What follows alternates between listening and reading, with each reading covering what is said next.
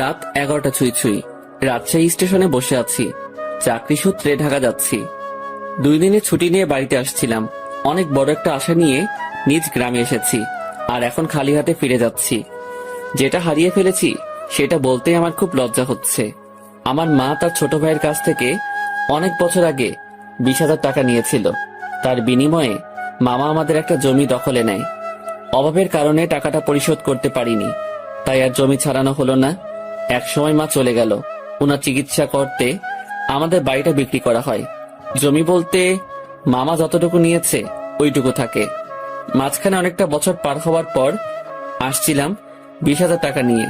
জমিটা ছাড়িয়ে নিয়ে নিজ গ্রামে থাকবো, কিন্তু মামা দিতে নারাজ। আমিও আর জোর করিনি, হাসি মুখে চলে আসি। আমার যেহেতু কোনো সাপোর্ট নেই, তাই মামার সাথে যুদ্ধ ঘোষণা করা বৃথা। এখন স্টেশনে বসে ভাবছি, ঢাকায় গিয়ে সে একই কাজ করতে হবে। সেই পিয়নের চাকরি, তাতে কিছু বেতন, খাওয়া খরচা চলে। একা মানুষ, খরচ কম হওয়ায় কিছু টাকা জমাতে পেরেছি। আর সেইটা নিয়ে বুকে আশাও বেঁধেছিলাম যে গ্রামে থাকবো। সেটা তো আর হলো না। এক বস্তা হতাশা নিয়ে শহরে জীবনে ফিরেছি।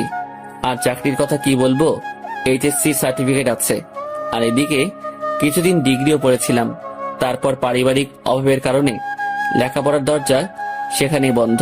তবে একটা পড়া এখনো চালু রয়েছে, সেটা হলো মানুষকে পড়া, মানুষকে বোঝা। এই সাবজেক্ট পাস মার্ক তোলাই বেশ কঠিন। বিচিত্র রকম মানুষ সব এই পৃথিবীতে, যাদের চেনা খুবই দুষ্কর। আমি কথাগুলো ভাবছিলাম আমার সামনে বসে থাকা কিছু মানুষের দিকে তাকিয়ে। তারা অনেকটা দূরে ছিল, তাই তাদের চেহারা আবছা দেখছিলাম। আর তখনই খেয়াল করলাম কেউ একজন আমার দিকে এগিয়ে আসছে। আবছা আবছা ভাবেই মনে হচ্ছিল ইয়াং কোনো মেয়ে। মেয়েটা এসে আমার সামনে দাঁড়ালো। এবার আমার চোখের আবছা ভাবটা ছাড়লো। আমি এক পলক মেয়েটাকে দেখে নিলাম। বাহ, মেয়েটা তো বেশ সুন্দরী। শুধু সুন্দরী বললে কম হবে, একটু বেশি সুন্দরী।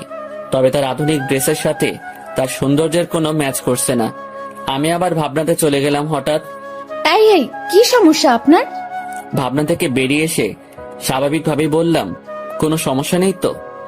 আমার দিকে এভাবে তাকিয়েছিলেন যে, পছন্দ হয়েছে? প্রশ্ন শুনে তো গলা শুকিয়ে কাঠ হয়ে গেছে। একে তো মেয়ে, তার উপর এত সুন্দরী মেয়ে, আর অদ্ভুত প্রশ্ন। আমি আমতা আমতা করে বলেই ফেললাম, না না। পছন্দ হয়নি তো তাকিয়েছিলেন কেন? আমার ফেসটা হয়তো ওই দিকে ছিল, কিন্তু দৃষ্টি অন্যদিকে দিয়েছিলাম। না, একা মুখের উপর বলে পছন্দ হয়নি। কি নাম আপনার? শুভ। আমি ইরা। আর আপনাকে চেনা চেনা লাগছে, তাই নামটা জিজ্ঞেস করলাম। ও, তারপরে ইরা নামের মেয়েটা আমাকে অবাক করে দিয়ে আমার কাজের স্থান, মানে আমি যে কোম্পানিতে পিয়ন হিসেবে চাকরি করি, তার কথা বলল। আপনি কি মিতালি অফিসের পিয়ন? জি জি। ও, আমার বাবা ওই কোম্পানির মালিক, আর আমার বাবার অফিসেই চাকরি করেন। বাবার অফিসে আমি অনেক যাই। আপনি তো চা কফি এনে দেন। আমি আপনাকে চিনেছি, আপনি আমাকে চিনতে পারেননি কেন? আমি আপনার দিকে তাকাইনি, আর আমি মেয়েদের দিকে কম তাকাই। ওরে সাধু, শোনেন, আপনি তাকান, তবে বেশি ভাবনায় থাকেন। তবে আমাকে কখনো খেয়াল করেননি। জি, এটাও হতে পারে। আমিও হিতাহিত জ্ঞান বুদ্ধি হারিয়ে ফেলেছি। তোকে আপনি করে বলছি কেন? তুই তো পিয়ন। আচ্ছা শোন, জি ম্যাম বলে। তুই তো সাধারণ বগিতে যাবি, জি ম্যাম। আমি কেবিনে যাব। তুই আমার ব্যাগ দুটো একটু উঠাই দিবি, তারপর তোর আসনে গিয়ে বসবি, ঠিক আছে? জি ম্যাম, ঠিক আছে। রাগ করিস না, কুলি পাচ্ছি না। আর তোকে পেয়েছি, হার কাকে লাগে? চেনা মানুষ তো। জি ম্যাম। এত জিম্যাম করিস কেন? জি না, হ্যাঁ ম্যাম, ঠিক আছে, আমি ব্যাগ উঠাই দিব। ওকে ওকে। মালিকের মেয়ে, যথেষ্ট সম্মান দিতে হবে, আর যা বলবে সেটা তো করতেই হবে, না হলে আমার চাকরি তখনই গায়েব। এসব ভেবে লাভ নেই, আর ভাবনাতে হারিয়ে গেলে চলবে না, অ্যাক্টিভ থাকতে হবে। ট্রেন ঢাকা থেকে আসলো, 8 ঘন্টা পর ইঞ্জিন ঘুরিয়ে আবার ঢাকার উদ্দেশ্যে রওনা হবে।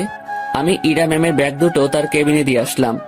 বকশিস স্বরূপ তিনি আমাকে 50 টাকা দিলেন। কোনো দ্বিধা না করে টাকাটা নিলাম, কারণ আমার আগে থেকে অভ্যাস আছে। টাকা নিয়ে চলে যাচ্ছিলাম, ইরা ম্যাম আবার ডাকলো। আই শোন শোন। জি ম্যাম বলেন। নামার সময় আবার তুই আসবি, ঠিক আছে? আচ্ছা। আবার ঘুমিয়ে যাস না কিন্তু। না ম্যাম, ঘুমাবো না। ওকে, যা। আমি আমার বগিতে গিয়ে উঠলাম। টিকিট সংগ্রহ করতে আমি অনেক দেরি করে ফেলেছি, তাই সিট হয়নি। পুরো রাস্তাটা দাঁড়িয়ে যেতে হবে। আশেপাশে তাকিয়ে দেখলাম অনেক সিট ফাঁকা। সামনের 2-1 স্টেশন পর এসব সিট আর ফাঁকা থাকবে না। তাই মনে মনে ঠিক করলাম সিটে বসবো না, দাঁড়িয়েই যাব। ট্রেন ছাড়লো, আমি দরজায় দাঁড়িয়ে আছি। ঠান্ডা হাওয়া আমার শরীরটাতে লাগছে। আমি ভাবনায় আবার ডুব দিলাম। ভাবতে লাগলাম পুরনো দিনের কথা। মাঝে মাঝে নিজের ভবিষ্যতের কথাও ভাবলাম। তাতে যা ফলাফল পেলাম সেটা শূন্য, কারণ ভেতরে খুব হতাশা কাজ করছিল। অর্ধেক পথ আসতেই স্টেশন ছাড়াই ট্রেনটা থেমে যায়। যান্ত্রিক কোনো ত্রুটি হয়েছে হয়তো। 20 মিনিট পার হবার পর খবর পেলাম ভোরের আগে ট্রেন এখান থেকে এক চুলো নড়বে না। আর এখন রাত 1টা বাজে। এক একজন এক এক কথা বলছে। কেউ বলছে লাইনের সমস্যা, কেউ বলছে ইঞ্জিনে। আমি ওইসব কথা থেকে কান ফিরিয়ে নিয়ে নিজের ভাবনাতে আবার মন দিলাম। হঠাৎই এই শুভ, পেছনে তাকিয়ে দেখি ম্যাম দাঁড়িয়ে। জি ম্যাম বলেন। তুই উঠ। ম্যাম কিছু লাগবে? না, আমি একটু ট্রেন থেকে নামবো। ম্যাম বাইরে নামা ঠিক হবে না। যে অন্ধকার, এর মধ্যে কি বিপদ লুকিয়ে আছে কে জানে। কিসের বিপদ? বাইরে সাপ বিচ্ছু অনেক কিছু থাকতে পারে। কিচ্ছু নেই, চল নিচে নামবো। এই হলো আড়ালের ঘরে দুলালি, মন যা চায় সেটাই করবে। ম্যামকে নিয়ে ট্রেন থেকে নামলাম। নেমে দেখি অনেকেই নিচে দাঁড়িয়ে আছে। কেউ বাসায় ফোন করে সমস্যার কথা বলছে, আবার কেউ সিগারেট টানছে। ম্যাম আমার সাথে কথা বলা শুরু করলো। দেখ, জায়গাটা অনেক সুন্দর, তাই না? অন্ধকারে তেমন কিছুই তো দেখা যাচ্ছে না। চোখ না, মন দিয়ে দেখতে হয়। তবে ম্যাম আকাশটা বেশ সুন্দর লাগছে, অনুজ্জ্বল তারাগুলো দেখা যাচ্ছে। আমি তো অনুজ্জ্বল অনেক কিছু দেখতে পারছি। কি ম্যাম? এই যে দেখ, একটা টি স্টল, চল যাই। এখন ওখানে গিয়ে কি হবে? চা খাবো, চল চল, বেশ মজা হবে। শীতের মধ্যে এত রাতে বাইরে চা খাওয়ার মজাটাই আলাদা। আমি তো আর মানা করতে পারবো না, মানা করলেই বকা দিবে। কেন যে এর সাথে দেখা হয়ে গেল, মনে হচ্ছে বাকি রাতটাই বেশ প্যারায় রাখবে। টি স্টলের কাছে পৌঁছাতে দেখি কিছু যাত্রী এখানে আগে এসেছে। এই দোকানটার আশেপাশে আর একটা দোকানও নেই। হাতে চা নিয়ে আমি দোকানিকে বললাম, চাচা এমন একটা জায়গায় দোকান দিয়েছেন কি মনে করে? বাবা, সে অনেক কাহিনী। বাজারে দলাদলি চলে। আমার লোকজন না থাকায় ওখানে দোকানটা নেওয়া হয়নি। রাগের মাথায় নিজের জায়গাতেই দোকানটা নিয়ে বসেছি। বাহ, বেশ করেছেন। তা চলে কেমন? আলহামদুলিল্লাহ, ভালোই চলে। একটা কথা বলি, রাগ করে এখানে দোকান দিয়ে ভালোই করেছেন। এর জন্য আপনার হাতে চা খেতে পারলাম। আরো কিছুক্ষণ কথা হলো, বিলটা আমি দেই। ম্যাম আর আমি চলে আসি। ওনার সাথে আড্ডা দিতে খুব ইচ্ছে করছে, কিন্তু মালিক পক্ষের লোক আগ বাড়িয়ে কথা বলাটা বেয়াদবি হবে। আমি কিছু বলছি না, চুপচাপ তার পেছন পেছন হাঁটছি। আমার চুপ থাকা দেখে ম্যাম হয়তো কিছু একটা ভাবছে। আমাকে বলল, কি রে, কথা বলতে পারিস না? দোকানের সাথে তো বেশ জমিয়ে কথা বললি, এখন চুপ কেন? ম্যাম কি বলবো? সেটা কি আমাকে বলে দিতে হবে? দোকানে কি তোকে কিছু বলেছিল? না। তো কিছু বল, সারা রাত তো এভাবে চুপ থাকতে পারবো না। আপনি রাজশাহীতে কোথায় আসছিলেন? আর বলিস না, আমার একটা বান্ধবীর বিয়ে হলো, বিয়েতে আসছিলাম।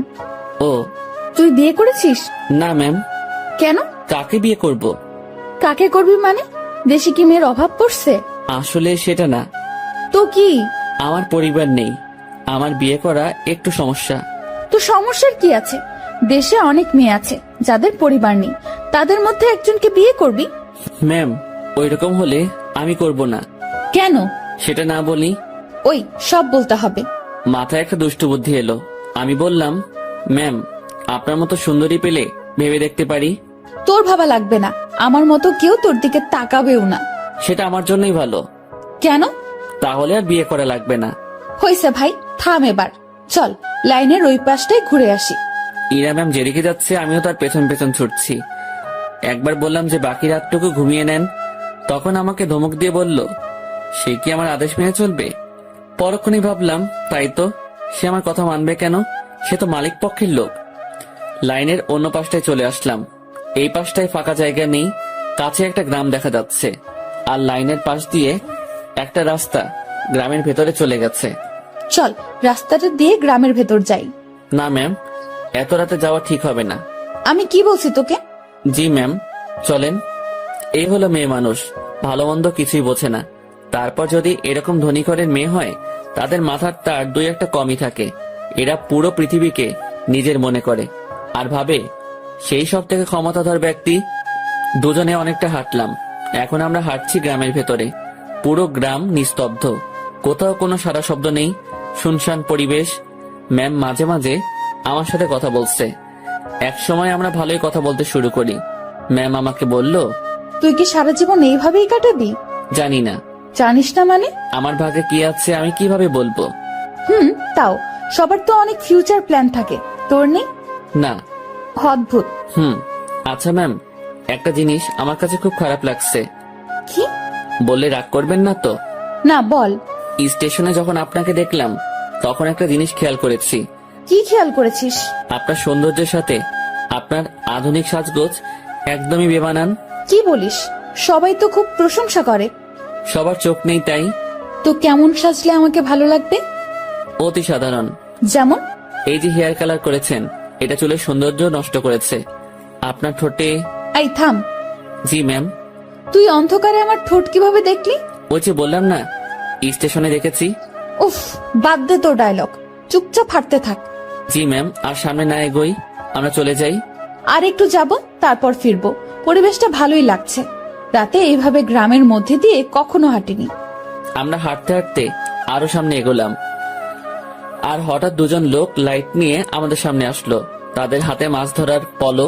মাছ ধরতে যাচ্ছে মনে হয়। এই তোমরা কারা? এই গ্রামে আগে কখনো দেখিনি তো। ভাই, আমরা আসলে ট্রেনে যান্ত্রিক ত্রুটির কারণে মাঝপথে দাঁড়িয়ে গেছে, আর ট্রেন থেকে নেমে আমরা একটু হাঁটতে আসছি। এই তোমরা থামো, সব বুঝে গেছি সব। চলো আমাদের সাথে। কোথায় যাব? কোনো কথা না, চলো। লোক দুটো আমাদেরকে একটা বাড়ির ভেতর নিয়ে আসলো। আমি মনে মনে আল্লাহ আল্লাহ করছি, কি যে হবে। গ্রামের মানুষ এসব কিছুতে বেশ সিরিয়াস। রাত করে মেয়ে নিয়ে বাইরে দেখলে উল্টাপাল্টা ভাববে। আমাদের বেলায় ঠিক তাই হয়েছে। এরা শুধু আমার দিকে তাকিয়ে বারবার দেখছিল। আমিও মনে মনে বলছি, দেখেন কেমন লাগে। একজন বাড়ির গিন্নিকে ডাকা শুরু করলো। বুঝলাম এটা তার নিজের বাড়ি। লোকটির বয়সে আমাদের তাকিয়ে বলল, এরা কারা? ওরা বাড়ি থেকে পালায় আসছে, ওদের তুমি ঘরে নিয়ে যাও, আমি হুজুরের ডাইকা নিয়ে আসি। ভাই ভাই, হুজুরে ডেকে কি করবেন? বিয়া করায় দুমু তোমাদের। ভাই ভাই শোনেন, উনি আমার কিছু না, আমরা পালাই আসিনি। উল্টাপাল্টা কথা কইও না, চুপ থাকো। একটা মায়া তোমার সাথে এত রাতে ঘুরে, এর মানে কি আমরা বুঝি না? ভাই ভাই এমন কইরেন না। চান মিয়া, তুমি ওদের ঘরে নিয়ে যাও, আর বউ আমি যাইতেছি হুজুরের ডাকতে। আমাদের কাছে একজনকে রেখে লোকটি অন্ধকারে হাওয়া হয়ে গেল। কিছু একটা ঘটতে চলছে। আমি ইরার দিকে তাকালাম, দেখি সে আমার দিকে তাকিয়ে আছে। মুখটা কাঁচোমাচো করে রেখেছে সে। দুজনে কথাও বলতে পারছি না। সময় যাচ্ছে আর লোকজন বাড়তে শুরু করে। আমাদের দুজনকে 2 রুমে রাখা হয়েছে। আমি শুধু আল্লাহ আল্লাহ করছি। ওইদিকে ইরার কি অবস্থা হয়েছে আমি জানি না। কিছু সময় পর হুজুর আসলো। আমি তাকেও বোঝালাম। স্বস্তির কথা হলো সে বুঝেছে। কঠিন একটা সমস্যা থেকে বাঁচলাম। হুজুরটা আমাদের লাইন পর্যন্ত এগিয়ে দিল। তারপর ওয়াও, কি দারুণ অভিজ্ঞতা। ধুর, চুপ করেন তো, এখনই তো একটা ইয়ে হয়ে যেত। ইয়ে মানে কি? আরে বড় বাচ্চা বেঁচে গেছেন। তা তো জানি, তবে দারুণ লাগছে। আপনি থাকেন, যেখানে ইচ্ছা যান, আমাকে ডাকবেন না। আমি ট্রেনে উঠলাম। ওনার সাথে সাথে আর দেখা করলাম না। ফজরের আজান হলো, তার কিছুক্ষণ পর আমাদের ট্রেন আবার যাত্রা শুরু করলো। আমি ঠিক আমার আগের জায়গাটায় দাঁড়িয়ে আছি। ইরা ম্যাম আবার আসলো। তুই ভালোই বদমাইশ তো। কি কি করছি আমি? তুই আমার উপর ছাড়ি দিস, আমার উপর রাগ দেখাস। তো কি করব? আপনার মাথায় কি ব্রেন নামক জিনিসটা আছে? থাকলেও তো মনে হয় কাজ হবে না। এরকম ছেলে মানুষই করেন, কি জন্য বড় হয়েছেন বোঝেন না কিছু। ম্যাম আমার দিকে হা করে তাকিয়ে আছে। আমি জানি কথাটা বলার পর আমার চাকরি থাকবে না। আপনার বাবাকে কিছু বলতে হবে না, আমি অফিস যাব না। ম্যাম কিছুক্ষণ চুপ থেকে বলল, আমি তোকে চাকরি দেইনি, তোর চাকরি আমি কাটবো কেন? এই যে আমাকে বকা দিলি, মনে রাখিস, এর শোধ আমি তুলবো। ইরা রাগ দেখে তার কেবিনে চলে গেল। ম্যাম যে থ্রেটটা দিল আমার একটু ভয় লাগলো না। ওনার কথা শুনে মনে হলো কোনো বাচ্চা আমাকে থ্রেট দিয়েছে। ওনার কণ্ঠটা সত্যি অসাধারণ। শুনলে মনে হয় বারবার শুনি। না, আমি আবার ভাবনাতে হারিয়ে যাচ্ছি কেন। যাই, ওনার কেবিনে গিয়ে সরি বলে আসি। না হলে আমার কি করে বসবে আল্লাহ জানে। আমি তার কেবিনের ভিতর ঢুকবো, তখনই কারোর সাথে ধাক্কা লাগলো। তাকিয়ে দেখি ম্যাম। উনি হয়তো বাইরে আসছিলেন। এটা কি হলো? সরি ম্যাম, বুঝতে পারিনি। তুই আমার কেবিনে কি জন্য? সরি বলতে আসছি। সরি বললে তো কাজ হবে না, আমি তোকে মাফ করব না। কিছুক্ষণ তর্ক হলো। আমি তাকে বললাম, আমার উপর কেউ রাগ করে থাকুক সেটা আমি চাই না, আপনার মন যা চাই তাই করেন। কথাটা বলতেই ম্যাম আমাকে অবাক করে আমার গালে 2টো চড় বসিয়ে দিল। এখন বুঝতে পারলাম ম্যাম বেশ রেগে গিয়েছিল আমার উপর। চটা না খেলে হয়তো বুঝতে পারতাম না। আমি তো ভেবেছিলাম অন্য কোনো শাস্তি দিবে হয়তো। চর মারার পর ম্যাম আরো বলল, তুই আমার বেস্ট ফ্রেন্ড হবি? এমন থাপ্পড় খাওয়ার পর এরকম প্রস্তাব পাবো ভাবতেও পারিনি। মনে মনে ভাবছি আমি তার সাথে কেন বন্ধুত্ব করতে যাব। তার চালচলন আর আমার চালচলন রাত দিন তফাৎ, কিন্তু কথাটা তাকে মুখের উপর মানা করতে পারবো না। যদি আবার কয়েকটা থাপ্পড় দিয়ে দেয়। ভয় ভয় বললাম, হব। গুড, তুই এখন যা। না, শোন শোন, তোর কন্ট্যাক্ট নাম্বারটা দিয়ে যা, আমি কল করে তোকে ডেকে নেব যে কোনো সময়। ম্যামকে মোবাইল নাম্বারটা দিয়ে আগের জায়গায় ফিরে আসলাম। 8টায় আমাদের গন্তব্যে পৌঁছে গেলাম। ইরা ম্যামের কথা অনুযায়ী তার ব্যাগগুলো নামিয়ে দিলাম। এখন উনি আর আমি স্টেশনের বাইরের রাস্তায় দাঁড়িয়ে আছি। বাসা থেকে ওনার জন্য গাড়ি পাঠানো হয়েছে। গাড়ি জ্যামে পড়েছে, তাই অনেক লেট হচ্ছে। আমার পেটের অবস্থা খারাপ, রাতে কিছু খাওয়া হয়নি, আবার অনেকটা বেলা হয়েছে, পেটে এখনো কিছু পড়েনি। ম্যামের সামনে কিছু বলারও সাহস পাচ্ছি না। কিছু সময় পর উনি আমাকে বললেন, তোর কি ক্ষুধা লাগছে? জি অনেক। তো খেয়ে আয়। আচ্ছা আপনি দাঁড়ান, আমি যাবো আর আসবো। আমি একটা দোকানে গিয়ে চা বিস্কিটের সাথে কয়েকটা কলা খেয়ে নিলাম। দোকানদারকে টাকা দিতে যাব, তখন মনে হলো ম্যামও তো কিছু খাইনি, ওনাকে খাওয়ার কথা বলা উচিত ছিল। ভুলটা যেহেতু করেই ফেলেছি, তাই ওনার জন্য কিছু নিয়ে গেলাম। আমি কাছে গিয়ে তার দিকে খাবারগুলো এগিয়ে দিলাম। আমার দিকে উনি ভ্রু কুঁচকে তাকালো। এগুলো আমাকে কেন দিচ্ছিস? খেয়ে নিন, আপনি তো রাতে কিছু খাননি। তুই কি ভাবিস আমাকে? আমি সকাল সকাল রাস্তায় দাঁড়িয়ে এসব খাবো? এগুলো তোদের মতো লোকজন খাবে। সরি ম্যাম, বুঝতে পারিনি। খাবারগুলো নিজের ব্যাগে ভরে নিলাম। নিজে বাসায় গিয়ে খাবো। ঘন্টাখানেক পর গাড়ি আসলো। ম্যামকে উঠিয়ে দিয়ে আমি আমার বাসায় চলে গেলাম। আমার হাতে শুধু আজকের দিনটাই ছুটি আছে, আগামীকাল থেকে ডিউটি। বাসায় এসে সব ঠিকঠাক করে নিলাম। দিনের বাকি সময়টুকু আর বাইরে বের হলাম না। এই শহরের গাড়িগুলোর হর্ন আমার ভালো লাগে না। প্রচন্ড বিরক্তিকর একটা জিনিস, শুনলেই মাথা ব্যথা শুরু হয়ে যায়। রুমের জানালা খুলে দিয়ে আকাশের দিকে তাকিয়ে থাকি। গতকাল রাতের ঘটনাটা ভাবতে থাকি। কাল যদি বিয়েটা হয়ে যেত, আজ আমি মামা শ্বশুর বাড়ি থাকতাম, মানে জেলে। কি বাঁচাটাই না বাঁচলাম। সন্ধ্যার একটু আগ দিয়ে ইরার কল পেলাম। উনি আমাকে তাদের অফিসের সামনে যেতে বলেছে। গত রাতে ফ্রেন্ড হয়েছি, কথা রাখতে অবশ্যই যেতে হবে। কথাই আছে, ফ্রেন্ডের কাছে কোনো বাহানা চলে না। আমিও তাই কোনো বাহানা বা ব্যস্ততা দেখালাম না। বাইরে যাচ্ছি ওনার সাথে দেখা করতে, তাই একটু সাজতে হবে। ব্যাগ থেকে নতুন একটা ফুল হাতা গেঞ্জি বের করলাম। একটু স্মার্ট সাজার জন্যই। সুন্দরীদের সামনে তো আর এমনি এমনি যাওয়া যায় না। এই প্রথম কাউকে উদ্দেশ্য করে সাজগোজ করছি। মনের মধ্যে কেমন যেন খটকা লাগছিল। এখন খটকা দেখার সময় নেই। চটপট রেডি হয়ে আমার অফিসের সামনে গেলাম। ম্যামকে গিয়ে ঠিক সেখানে পেলাম। উনি তার গাড়ির সাথে হেলান দিয়ে দাঁড়িয়ে আছে। আমি তার সামনে গিয়ে ম্যামকে ডেকে সালাম দিলাম। উনি উত্তর দিলেন আর সাথে সাথে বললেন, গাড়ির পেছনে বসে যা। কোথায় যাবেন? আমার বন্ধুদের সাথে তোর পরিচয় করিয়ে দেব, সেখানেই নিয়ে যাচ্ছি। আমি আর কিছু বললাম না, তার গাড়ির পেছনে চেপে বসলাম। আধ ঘন্টা পর একটা রেস্টুরেন্টের সামনে গিয়ে ম্যাম গাড়ি থামালো। তারপর আমাকে নিয়ে রেস্টুরেন্টে ঢুকলো। আমি তার পিছু পিছু গেলাম। উনি একটা জায়গায় গিয়ে থামলো আর কিছু ছেলেমেয়ের সাথে গিয়ে কথা বলা শুরু করলো। বুঝতে পারলাম এরাই তার ফ্রেন্ড।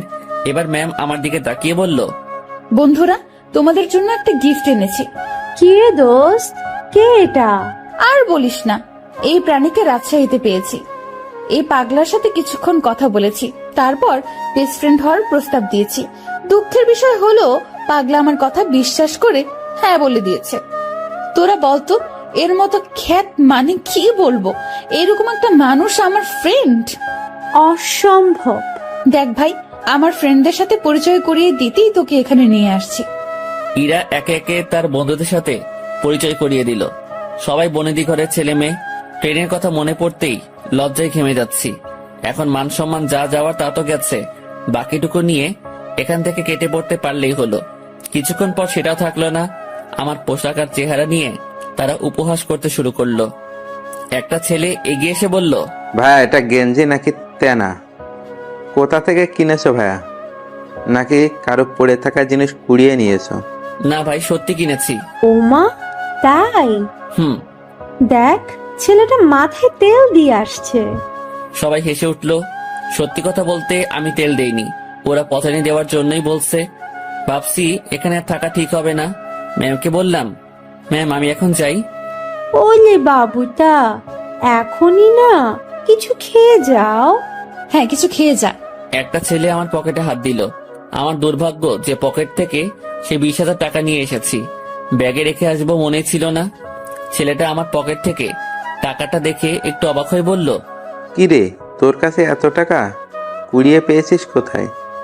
যাই হোক, আমাদের কিছু খাওয়া। আমি আর কি মানা করব, মান সম্মান একটু বজায় রাখতে হ্যাঁ বললাম। তাতেই ওরা সুযোগ পেয়ে গেল, নানা রকম দামি খাবার অর্ডার করলো, যেগুলো আমি চোখে দেখা তো দূরের কথা, নামও শুনিনি। ওরা সবাই খাচ্ছে, আমি দাঁড়িয়ে আছি। একজন খেতে বলেছিল, কিন্তু আমি মানা করেছি আর বলেছি খেয়ে আসছি, আমার পেট ভরা। খাওয়া শেষে বিল তো 20,000-এর উপরে এলো। আমার মাথায় ঢুকলো না 7-8 জন মিলে 20,000 টাকা কিভাবে খায়। যেটা জোগাড় করতে আমার বছর খানেক সময় লেগেছিল। খারাপ ভালো দু ধরনের মজাই পাচ্ছিলাম। কম খাবারে এত বিল আর আমার পকেটে টাকা গায়েব। ম্যাম আমি এখন চাই। হ্যাঁ যাবি, তার আগে একটা কথা বলি, কখনো এরকম মফিজ মার্কা কাজ করবি না। এত সহজে কোনো বন্ধুত্ব পাওয়া যায় নাকি? জীবনে কোনো কিছুই সহজভাবে নিবি না। জি ম্যাম। যা তাহলে। আমি বাইরে এসে দাঁড়ালাম। পকেটে টাকা নেই, বাসায় যাব টাকা লাগবে। মনে মনে ঠিক করলাম ম্যামের কাছ থেকে কিছু টাকা চেয়ে নিব, না হলে এই পথ যেতে যেতে মধ্যরাত হয়ে যাবে। কাল সকালে আবার অফিসে যেতে হবে। অনেকটা সময় পার হওয়ার পর ম্যাম আর তার বন্ধুরা বের হলো। আমি ম্যামকে ডাকায় সে বাকিগুলোকে বিদায় দিয়ে আমার দিকে আসলো। কি হয়েছে, এখনো যাসনি কেন? ম্যাম আমাকে কিছু টাকা, পুরোটা বলার আগেই একটা থাপ্পড় বসিয়ে দিল। আমি আবার বললাম, গাড়ির ভাড়া টাকাটা চাইছিলাম, পকেটে কোনো টাকা নেই, যেতে অনেক সময় লাগবে, কাল থেকে আবার অফিস আছে। তোর জন্য কি আমি টাকা নিয়ে দাঁড়িয়ে আছি, ফকিন্নির বাচ্চা? কথাটা সত্যি বুকের মাঝখানে গিয়ে লাগলো। আমি আর কথা বাড়ালাম না, ওনার দিকে একবার তাকিয়েই হাঁটা শুরু করলাম। সেই জায়গা থেকে বাসায় যাওয়ার পুরোটা সময় শুধু রেস্টুরেন্টের ভেতরের অপমানের কথা মনে হয়েছে। আজকাল মানুষগুলো কেমন হয়েছে, আরেকজনের আর্থিক অবস্থা না বুঝে তার টাকা খসানোর জন্য উঠে পড়ে লাগে। টাকাগুলোর জন্য খুব মায়া হচ্ছে। ওদের কাছে হয়তো সামান্য টাকা, কিন্তু আমার কাছে পাহাড় পরিমাণ। মধ্যরাতে বাসায় ফিরলাম, কিছু শুকনা খাবার খেয়ে শুয়ে পড়লাম। শুয়ে আর কিছু ভাবলাম না, ঘুমানোর চেষ্টা করলাম, কারণ কাল অফিস যেতে হবে। পরদিন সকালবেলা উঠতে আর দেরি করলাম না, ফোনে অ্যালার্ম দেওয়াই ছিল। সময় মতো উঠে হাতের কাজগুলো সেরে নিলাম, তারপর খেয়ে অফিসের উদ্দেশ্যে রওনা হলাম। অফিসে যাওয়ার পর যে সমস্যায় পড়লাম সেটা আমি কখনো চিন্তাও করিনি। যেখানে স্যার মানে ইরার বাবা বসে থাকার কথা, সেখানে ইরা বসে আছে। ওই চেয়ারটাতে ইরা বসা মানে আজকের দিনটা পুরো শেষ। আমি রুমে ঢুকে তাকে সালাম করে বেরিয়ে আসলাম। কিছুক্ষণ পর উনি নক করলেন। আমি ভেতরে গিয়ে বললাম, জি ম্যাম বলুন।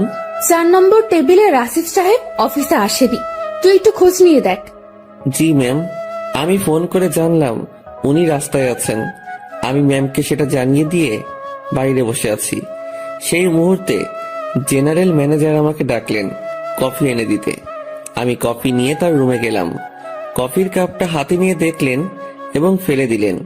কি হয়েছে এটা বলার সাথে সাথে উনি আমাকে চর বসিয়ে দেন আর বলেন, কফির উপর মরা মাছি পড়ে আছে, দেখিস না? সরি স্যার, দেখতে পাইনি। উনি আমার কলার ধরলেন। আমি যদি এটা খেয়ে ফেলতাম, তারপর যদি অসুখ করতো, তুই কি করতিস তখন? স্যার মাফ করে দেন, দেখতে পাইনি। উনি অনেক বাজে বাজে বকা দিচ্ছিলেন। অফিসের মধ্যে একটা শোরগোল বেঁধে গেল। ইরা ম্যাম তার কেবিন থেকে উঠে আসলেন। সবাই মিলে দোষটা আমাকে দিচ্ছিল। এখন ভয় লাগছে যে ম্যাম চটটা মেরে হয়তো বিদায় করে দিবেন। তারপর ম্যাম সবকিছু শুনলেন, আমার থেকেও আর ম্যানেজারের থেকেও। সব শোনার পর যা করলেন দেখে তো আমি হতবাক। পরপর 2টা চর বসিয়ে দিলেন ম্যানেজারের গালে। আমি কিছু বলার আগেই এখান থেকে বের হবে। আর হ্যাঁ, বাকি সবাইকে বলছি, এটা নিয়ে কোনো কথা হবে না। সমস্যা হয়েছে, সমাধান করেছি। সমালোচনা করে ভালো জিনিস খারাপ বানাবে তো পাবলিক, বুঝবা? কত ধানে কত চাল, যার যার কাজে যাও, অনেক সময় নষ্ট হয়েছে। কিছুক্ষণ ঝড়ের পর অফিস স্বাভাবিক, আগের মতো কাজ চলছে। কিভাবে সব সামনে নিলাম, হুটহাট ম্যানেজার শ্যাক্ট, সাথে 2টা থাপ্পড়। বিচারটা যাই করুক, তাহলে আমার সাথে অমন করলো কেন? ভাবতে ভাবতে কোনো উত্তরই খুঁজে পেলাম না। লাঞ্চের সময় আমি বাসা থেকে রুটি নিয়ে আসছি। 2-1জনকে পানি এনে দিয়ে আমি খাওয়ার জন্য বসবো। তখন ম্যাম ডাকলো। মনে মনে ভাবছি খাওয়াটাও কপালে নেই। মুখ ভার করেই ম্যামের রুমে ঢুকলাম। জি ম্যাম, কিছু বলবেন? তুই খাবার খেয়েছিস? জি না। বাসার থেকে খাবার নিয়ে আসছিস নাকি বাইরে গিয়ে খাবি? বাসা থেকে এনেছি। যা, খাবার নিয়ে আমার রুমে আয়। ম্যাম, বুঝিনি। আরে হারামি, খাবার নিয়ে আমার রুমে আয়। কথাটা শুনেই ভাবছিলাম আমি ঠিক শুনছি তো। ভাবনাতে আর ডুব দিলাম না। দেরি না করে খাবার নিয়ে আবার রুমে ঢুকলাম। ম্যাম তো দেখি দামি দামি খাবার সব টেবিলে সাজাচ্ছেন। আমাকে দেখিয়ে দেখিয়ে বললেন, এসব আমার মায়ের হাতের রান্না। ম্যাম আমি বাইরে গিয়ে খাই, আপনি খাওয়া শুরু করেন। পানি লাগলে বলবেন। এই, তুই কি এজন্য রেখেছিস? আচ্ছা, তোর খাবারের বাটিটা আমার হাতে দে তো। আমি তেমন কিছু আনিনি, ওই রুটি। আমি দেখবো, দে। ভয়েই বাটিটা ওনার হাতে দিলাম। লজ্জায় তো মাথা কাটা যাওয়ার অবস্থা। বাসায় কিছু ছিল না, তার উপর টাকাও নেই। রুমে পেঁয়াজ মরিচ ছিল, সেগুলো কেটে তেল আর লবণ দিয়ে মাখিয়ে নিয়ে আসছি। ম্যাম যদি সেটা দেখে তো। কথাটা ভাবতে ভাবতেই বাটির ঢাকনা খুলেই উনি চোখ বড় বড় করে ফেলেন। খাবারটা কিছুক্ষণ তাকিয়ে থেকে দেখে আবার আমার দিকে তাকালেন। কি রে, এগুলো কি? ম্যাম আসলে রুমে কিছু ছিল না, তারপর টাকাও নেই। রুমে আটা ছিল তো, ওইটা দিয়ে আর কি একটা ব্যবস্থা করে নিয়ে আসছি। ম্যাম আমার বাটিটা টেবিলে রাখলেন। তারপর উনি তার চেয়ারে বসে পড়লেন। আমি দাঁড়িয়ে আছি। উনি একবার আমার দিকে তাকাচ্ছেন, আর একবার আমার খাবারের দিকে তাকাচ্ছেন। আমি ওনার সামনে এখন লজ্জাতে ইমিটিমিটি হাসতেছি। উনি কিছু সময় চুপ থাকার পর মুখ খুললেন। এই যে, এই খাবারগুলো তোর। ওনার খাবার আমার দিকে এগিয়ে দিলেন। আমি টেবিলের কাছে গিয়ে হাত দিয়ে নিজের বাটিটা নিয়ে বললাম, আমি যেটা এনেছি সেটা না খেলে আমার পেট ভরবে না, আর আপনার খাবার খেলে আমার পেট খারাপ হতে পারে। এত ভালো জিনিস কখনো খাওয়া হয়নি তো, পেট খাবারটা সহ্য করতে নাও পারে। গতকালের রাতটা একটু দেখিয়ে রুম থেকে বেরিয়ে আসলাম। নিজের খাবার খেয়ে আবার কাজে মনোযোগ। কার কি লাগছে, কে কি চাচ্ছে, সব দেখাশোনা করছি। দুপুরের পর ম্যাম আমাকে আর ডাকেননি। বুঝতে পারলাম তিনিও কিছুটা বুঝতে পেরেছেন আমার কষ্টটা। রাতে অফিস শেষ করে বাসায় ফিরলাম। পাশের বাসার পরিচিত একজনের কাছ থেকে টাকা ধার নিয়ে মাছ কিনে নিয়ে এসে রান্না বসিয়ে দিলাম। তখন রাত প্রায় 10টার কাছাকাছি। চুলোয় রান্না বসাবে সেই সময় ফোন আসলো। ম্যাম ফোন করেছে, নাম্বারটা সেভ করে রেখেছি। ধরবো কি ধরবো না এমন করতে করতে রিসিভ করে সালাম দিলাম। উনি উত্তর দিয়ে বললেন, কি করিস? এই তো ম্যাম, কিছু না। এখন শোন। জি ম্যাম, বলেন। দুপুরে আমার মুখের উপর কথা বলে আমাকে লজ্জা দিয়ে তোর খাবার নিয়ে চলে গেলি, ভয় করলো না? আমি চুপ হয়ে গেলাম। কি বলবো উত্তরে বুঝতে পারছি না। কি রে, কথা বলছিস নাকি জন্য? ম্যাম, অফিসের কোনো কথা হলে বলেন। তুই আমার কথা ঘুরিয়ে নিস। আমি যা বলছি তার উত্তর দে। জি ম্যাম, বলেন। ওভাবে খাবার নিয়ে চলে গেলি কেন? আপনার খাবার খেয়ে আমার ক্ষুধা মিটতো না। তাই না? জি। আমি বুঝতে পেরেছি, তুই আমার উপর রাগ দেখাচ্ছিস। সুযোগ ভালোই কাজে লাগাচ্ছিস। এখানে কিসের সুযোগ ম্যাম? আপনি আমাকে এখন মানা করে দিলে আমার সাথে তো আপনার এখনই কোনো অফিসিয়াল সম্পর্ক থাকবে না। ক্ষমতা আপনার হাতে, সুযোগ আপনার হাতেই। চুপচাপ রান্না শেষ করে খেয়ে আমাকে কল দিবি। ম্যাম, অফিসের কোনো বিষয়ে কথা বলবেন? না। তাহলে ফোন দিয়েন না, আমিও দিব না। তোর 24 ঘন্টাই ডিউটি। আমি ফোন দেওয়ার পর সময়টুকু অফিসিয়াল, ওকে? তাহলে বেতন বাড়িয়ে দিয়েন। ঠিক আছে, দিব। ঠিক আছে, দিব। তুই অবশ্যই ফোন করবি। আর হ্যাঁ, কাল অফিসে আসার সময় দুপুরের খাবার আনবি না। কেন ম্যাম? অফিসে না খেয়ে কাজ করতে হবে? তোর জন্য আমি খাবার নিয়ে যাব। ম্যাম, ওসব খাবার টাবার বাদ দিন, আমি আমার খাবারে সন্তুষ্ট। তুই যদি কাল অফিসে তোর রান্না করা কিছু নিয়ে আসিস তো মনে রাখবি, তোকে শুধু অফিস থেকে না, দুনিয়া থেকেই বিদায় করে দিব। আমি কিছু বলতে যাব তখনই ম্যাম ফোনটা রেখে দিল। তুই যদি কাল অফিসে তোর রান্না করা কিছু নিয়ে আসিস তো মনে রাখবি, তোকে শুধু অফিস থেকে না, দুনিয়া থেকেই বিদায় করে দিব। আমি কিছু বলতে যাব তখনই ম্যাম ফোনটা রেখে দিল। মনে মনে ভাবছি এত আদিক্ষেতা দেখানোর কি আছে। আমি তার অফিসের সামনে একজন পিয়ন, আর এমন ব্যবহার করছে। মনে হয় না, ছি ছি ছি, কি সব কথা ভাবছি আমি। পরদিন সকাল সকাল উঠে আর রান্না করলাম না। সকালে নাস্তাটা বাইরে করেই অফিসে রওনা হলাম। অফিসে গিয়ে দেখি ম্যাম আগে এসেছেন। প্রতিদিনের মতো হাজিরা দিলাম। উনি আমাকে দেখে তেমন কিছু বললেন না। দুপুর পর্যন্ত স্বাভাবিকভাবেই কাজ করলাম। দুপুরের খাবার সময় ম্যাম তার রুমে ডাকে। আমি জানি উনি আমার জন্য খাবার নিয়ে আসছে। খুব লজ্জা লাগছিল। রুমের একপাশে খাবার খাওয়ার জন্য সুন্দর একটা ব্যবস্থা ছিল। ম্যাম আমাকে ওখানটায় বসতে বলে, আর আমার সামনাসামনি উনিও বসে যান। উনি একটা প্লেটে খাবার নিয়ে আমাকে দেয়, আরেকটা উনি নেন। আমি প্লেটে হাত দিতে পারছিলাম না, খুব ভয় কাজ করছিল। এত বড় একজন মানুষের সামনে খাবার খাওয়া চারটেখানি কথা না, তার উপর সামনে এত সুন্দরী মেয়ে বসা। ম্যাম আমার দিকে খেয়াল করে বলল, তুই হাত দিয়ে খাবি না খাওয়াই দিব? জি না ম্যাম। একটা কথা, কি? আমি খাবার বাইরে নিয়ে গিয়ে খাই। এখানে খাইতে তোর সমস্যা কোথায়? ম্যাম সত্যি বলতে ভয় করছে। কি হয়? আরে ভয় কি জন্য পাচ্ছিস? আপনার সামনে এভাবে খাওয়া। তো কি হয়েছে, খা। ম্যাম বাইরে যাই। শুভ, আমি এক কথা 100 বার বলতে পারবো না। আমি আর কথা বাড়ালাম না, ভয়ে ভয়ে খাওয়া শেষ করলাম। ম্যাম ছোট বাচ্চাদের মতো খাচ্ছিলেন, দেখতে বেশ মজাই লাগছিল। ম্যাম খাওয়ার দৃশ্যটা দেখতে গিয়ে তার চোখে চোখ পড়ে যায়। আমার বুকটা তখন ভয়ে ধুপ করে উঠেছিল। ইশারায় বলেছিলেন, কি হয়েছে? আমি মাথা নাড়িয়ে মানা করে বলি, কিছু না। খাওয়া শেষে, তুই বাসায় যা, তোর ছুটি। জি ম্যাম। কেন? আমি দিয়েছি তাই। বাসায় তো কোনো কাজ নেই আমার। এত কথা বলতে তোকে কে বলেছে? যা, সোজা বাসায় যাবি, কোথাও যেন দেরি না হয়। আমার ছুটিতে বাকি সবাই একটু অবাক হলো। আমি জানি না ম্যাম, আমার কাজগুলো কাকে দিয়ে করিয়ে নেবেন। উনি যেভাবে কাজ করেন, যে কেউ দেখলে অবাক হবে। আমি বাসায় এসে বিছানায় আরাম করছি। মাথার উপর ফ্যানটার দিকে তাকিয়ে অন্য একটা ভাবনায় ছিলাম।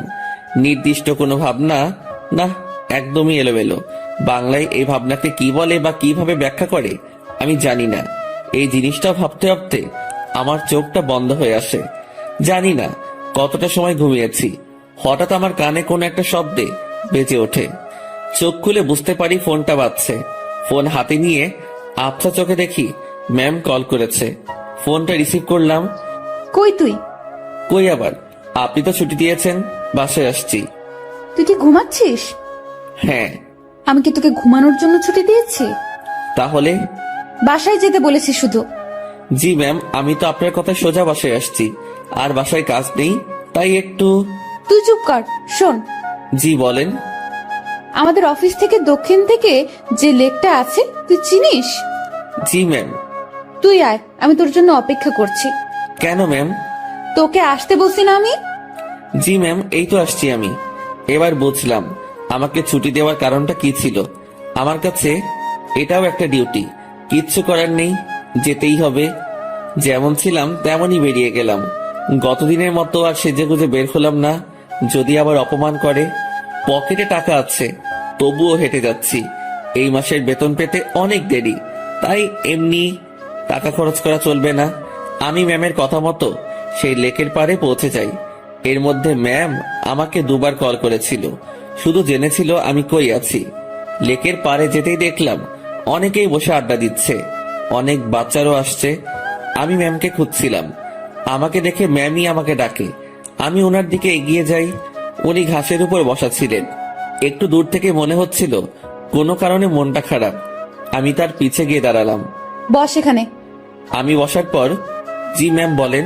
আমি বুঝলাম না, 10 মিনিটের রাস্তা 1 ঘন্টা লাগে কিভাবে? আসলে ম্যাম কি বলবো, হেঁটে আসছি। তুই হেঁটে আসছিস কি জন্য?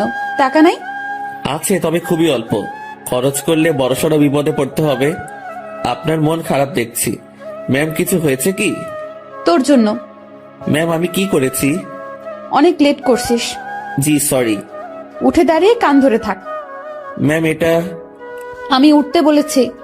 আমি উঠতে যাব তখনই ম্যাম আমাকে বসতে বলে। টাকা আছে তো, তাই না? হ্যাঁ আছে। চল আইসক্রিম খাবো। আমার টাকা দিয়ে? তো কখনো কোনো মেয়েকে বিল দিতে দেখেছিস তুই? না তো আমার কাছে চাইবি না। চল আইসক্রিম খাবো। ম্যাম ম্যাম শোনেন, একটু মনটা নরম করেন, টাকাগুলো গেলে খুব সমস্যায় পড়বো। সেটা তো আমি জানি না। তুই আমার বেস্ট ফ্রেন্ড, বেস্ট ফ্রেন্ডের জন্য সবাই জান দিয়ে দেয়, আর আমি তো তোর কাছে টাকা চাইছি। জানতো না, আর সময় হলে জানটাও দিয়ে দিবি। অসহায়ের মতো দাঁড়িয়ে আছি, এখন আমার পকেটের 12টা বাজবে। ম্যাম আর আমি আইসক্রিম খেলাম, আমাদের মধ্যে কোনো কথা হচ্ছিল না, দুজন শুধু হাঁটছিলাম, আর মাঝে মাঝে দরকার হলে উনি নিজে থেকে কথা বলছিলেন। লেকের পাড় থেকে বের হয়ে রাস্তায় আসলাম, উনি গাড়ি নিয়ে আসছেন, দেখে মনে হচ্ছে চলে যাবেন। ম্যাম তাহলে আপনি যান, আমি চলে যাই। এই কই যাস তুই? বাসায়। না, গাড়িতে ওঠ। কোথায় যাবেন? Long drive. না ম্যাম আপনি যান, আমি বাসায় চাই। ব্রেকআপ, যা বাসায় যা, বাসায় গিয়া মর। ম্যাম রাগ করে গাড়িতে হেলান দিয়ে দাঁড়ালো। এরকম অবস্থায় তো রেখে যাওয়া যায় না। আমি তার দিকে একটু এগিয়ে গেলাম, আর উনি যে একটা শব্দ বলেছেন সেটার মানে জানার জন্য তাকে প্রশ্ন করব। যদিও আমি জানি, তবুও প্রশ্ন করব, যাতে ওনার রাগটা ভেঙে আমার প্রশ্নের উত্তর দিতে মনোযোগী হয়। ম্যাম ব্রেকআপ কি? তুই জানিস না? ন্যাকামো করিস? সত্যি জানি না। তোর আমার যে বন্ধুত্ব আছে সেটা কাটাকাটি, এটার মানে ব্রেকআপ। ওহ ম্যাম, আপনার মধ্যে তো এরকম কিছু নেই। শুভ, আমি তোকে বলছি না তুই আমার বেস্ট ফ্রেন্ড? আপনি তো বলেছেন যে এটা মিথ্যা ছিল। গাড়িতে ওঠ, সব বলছি। কথা বাড়ালাম না, গাড়ির পেছনে দরজা খুলতে যাবো, তখনই ওই হাদারাম, কি করিস? বসবো না। সামনে। পেছনে কেন? সামনে। হ্যাঁ রে গাধা, ওঠ। গাড়িতে উঠলাম, ম্যাম ড্রাইভিং সিটে আর আমি তার পাশে। সন্ধ্যা হয়ে আসছে। ম্যাম এবার আমার সাথে বেশ ফ্রি ভাবে কথা বলা শুরু করলো। আমি কিন্তু কুমিল্লা যাচ্ছি। এত দূর কেন? আরে লং ড্রাইভ তো, আর রাগ ভাঙাতে সময় লাগবে। কিসের রাগ? তুই আমার উপর রেগে আছিস, আমি জানি। আমি আপনার উপর কি জন্য রাগ করব? ওই যে রেস্টুরেন্টে সেই ঘটনার জন্য। না ম্যাম, কি যে বলেন, ওই দিন আপনারও মজা করেছেন, আমিও মজা পেয়েছি। ওরে শুভ, আমাকে কি বাচ্চা মনে হয় আপনার? এত বড় একটা প্রতিষ্ঠান চালাচ্ছি, আমার মাথায় কি এতটুকু বুদ্ধি নেই যে কোনটা সত্যি আর কোনটা মিথ্যা আমি বুঝবো না? না, বুদ্ধি তো আপনার অনেক আছে। হইছে, শোন আমি কি বলি। বলেন। রাতে কি খাবি বল? সন্ধ্যায় তো অনেক কিছু খেলাম, রাতে আর কি খাবো? না, তাও কিছু শুকনো খাবার নেই, আর দুটো পিৎজা। আপনার ইচ্ছা। ম্যাম ভয় করছে আমার। কেন? আপনার বাবা যদি জানে অফিসের পিয়নকে নিয়ে ঘুরতে বের হইছেন। কিভাবে জানবে? আমি তো বলবো না। আমি যে অফিসে যাব না সেটা তো জানতে পারবে। সেটা আমি দেখে নিব, তোর এত চিন্তা নেই। এখন বল আমাকে মাফ করেছিস কিনা? আপনি তো দোষ করেননি। তোকে যে কি করব আমি, দেখ। আর রাগ করে থাকিস না, ভুল করে ফেলেছি। আমি রাগ করিনি তো। আমি তোর চোখে মুখে রাগ দেখতেছি। আচ্ছা, রাগ নেই আমার উপর, সত্যি তো? হ্যাঁ সত্যি। সত্য নাকি মিথ্যা সব টের পাবো। আমি যা বলবো সেটা যদি না করিস তাহলেই বুঝবো তুই এখনো রেগে আছিস। না, কি যে বলেন, আপনার তো সব কথাই শুনি। কত যে শুনিস আমার জানা আছে। মাঝপথে আমরা গাড়ি থেকে নেমে কিছু খাবার নিলাম, দুজন বেশ কথা বলতে বলতে যাচ্ছি। ইরা ম্যাম গাড়িটা এখন বেশ ধীর গতিতে চালাচ্ছেন। আজ বেশ কুয়াশাও পড়েছে। এই চল, বাইরে কুয়াশার বৃষ্টিতে ভিজি। এই না, এটা করবেন না, বাইরে গেলে বিপদ। সেদিনের মতো হলে অবস্থা খারাপ হয়ে যাবে। যাব না তো, তোর কেয়ারিংটা আমার খুব ভালো লাগে, সেটা পাওয়ার জন্যই কথাটা বললাম। হুম। তুই কাউকে ভালোবাসিস নাই? কোন ভালোবাসা? মানে পছন্দের মানুষ বিয়ে টিয়ে করার ইচ্ছা এমন? এর আগেও তো বলেছি ওই রকম কেউ নেই। কাউকে দেখে পছন্দ হয় না? না, প্রায় সবার মধ্যেই ভেজাল আছে। ভেজাল মানে? মানে আর কি, এখন তো প্রেমের বাজার চলে। বাজারটা বেশ গরম, এক একজন 10-12টা প্রেম করে, তার উপর ওয়েটিং এ রাখে। তুই জানিস কিভাবে? চোখ খোলা রাখলে সবই টের পাওয়া যায়। ম্যাম আপনার নেই কি পছন্দের মানুষ? না রে, এসব পছন্দ টছন্দ আমার হয় না। আমাকে যে বুঝতে পারে তাকেই আমার পছন্দ। ও, আপনার বাবা আপনাকে বিয়ে দিবে না? কি সব প্রশ্ন যে করিস! বিয়ে দিবে না কেন? অবশ্যই দিবে। তাদের পছন্দেই বিয়ে করবেন। হ্যাঁ, এটাই তো স্বাভাবিক। হঠাৎ করে এই মাঝ রাস্তায় জ্যাম পড়ে যায়। কুয়াশা বেশি হওয়ায় সব গাড়ি চলাচল বন্ধ করে দেওয়া হয়েছে। ম্যাম গাড়ির হেডলাইটটা অফ করলো, তারপর কোথা থেকে যেন একটা চাদর বের করলো। আপনি কি এখন ঘুমাবেন? না, শীত করতেছে প্রচুর, গায়ের উপর দিয়ে রাখি। আমি বাইরে তাকালাম, কুয়াশায় কিচ্ছু দেখা যাচ্ছে না, তবু তাকিয়ে আছি ম্যামের দিকে। তো আর তাকিয়ে থাকা যায় না, তার দিকে তাকালে চোখ ফেরানো যায় না, সেই জন্য তাকানোটাই বিপদ। কি রে, তুই এরকম চুপচাপ থাকবি? আমি আসলে তাকিয়ে থাকতে চাইনি, ভাবনার কথা বাস্তবে ভুলে বলে ফেললাম। কি তাকিয়ে থাকতে চাস মানে? না ম্যাম, মানে ওই যে আমার খুব শীত করতেছে, কথা থেকে বাঁচার জন্য বললাম। আগে বলবি না? আয় চাদরের মধ্যে। মনে মনে ভাবছি আরেক বিপদ। কি হলো, আয়। না ম্যাম, ঠিক আছে, শীত কমে গেছে। ভয় পাচ্ছিস তাই না? ভয় নেই, কাছে আয়। আরে খুব কাছে না, চাদরটা বড়, তুই একটু কাছে আসলেই হয়ে যাবে। একটু কাছে গেলাম, ম্যাম আমাকে চাদরের একটা মুড়ি দিল। আমি সেটা আমার পাশে ঘিরে পিঠের সাথে লাগিয়ে নিলাম। এবার আমি কাঁপতেছি, তবে সেটা শীতে না, ভয়ে। কাঁপুনি রেখে ম্যাম বলল, ওরে আল্লাহ, তোর এত শীত করতেছে? এখন ঠিক হয়ে যাবে। আমি জানি ঠিক হবে না। কথাটা বলে ম্যাম আমার খুব কাছে আসলো, তবে তার শরীরের সাথে কোনো স্পর্শ লাগেনি। অনেক চেষ্টা করে নিজের কাঁপুনি থামালাম। ম্যামের চোখে ঘুম ঘুম ভাব এসে গেছে। ম্যাম, আপনি তো ঘুমাচ্ছেন। কই না তো। আপনার কি খুব ঘুম পাচ্ছে? অনেক।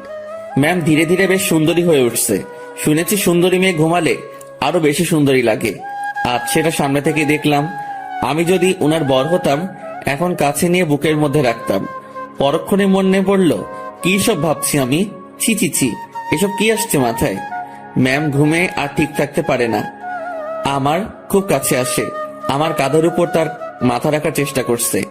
এবার সব ভুলে যাই আমি, নিজে থেকে তার দিকে এগিয়ে যাই, আর উনি তার মাথা আমার কাঁধের উপর রাখে। বুকের মধ্যে হাতুড়ি পেটা হচ্ছে।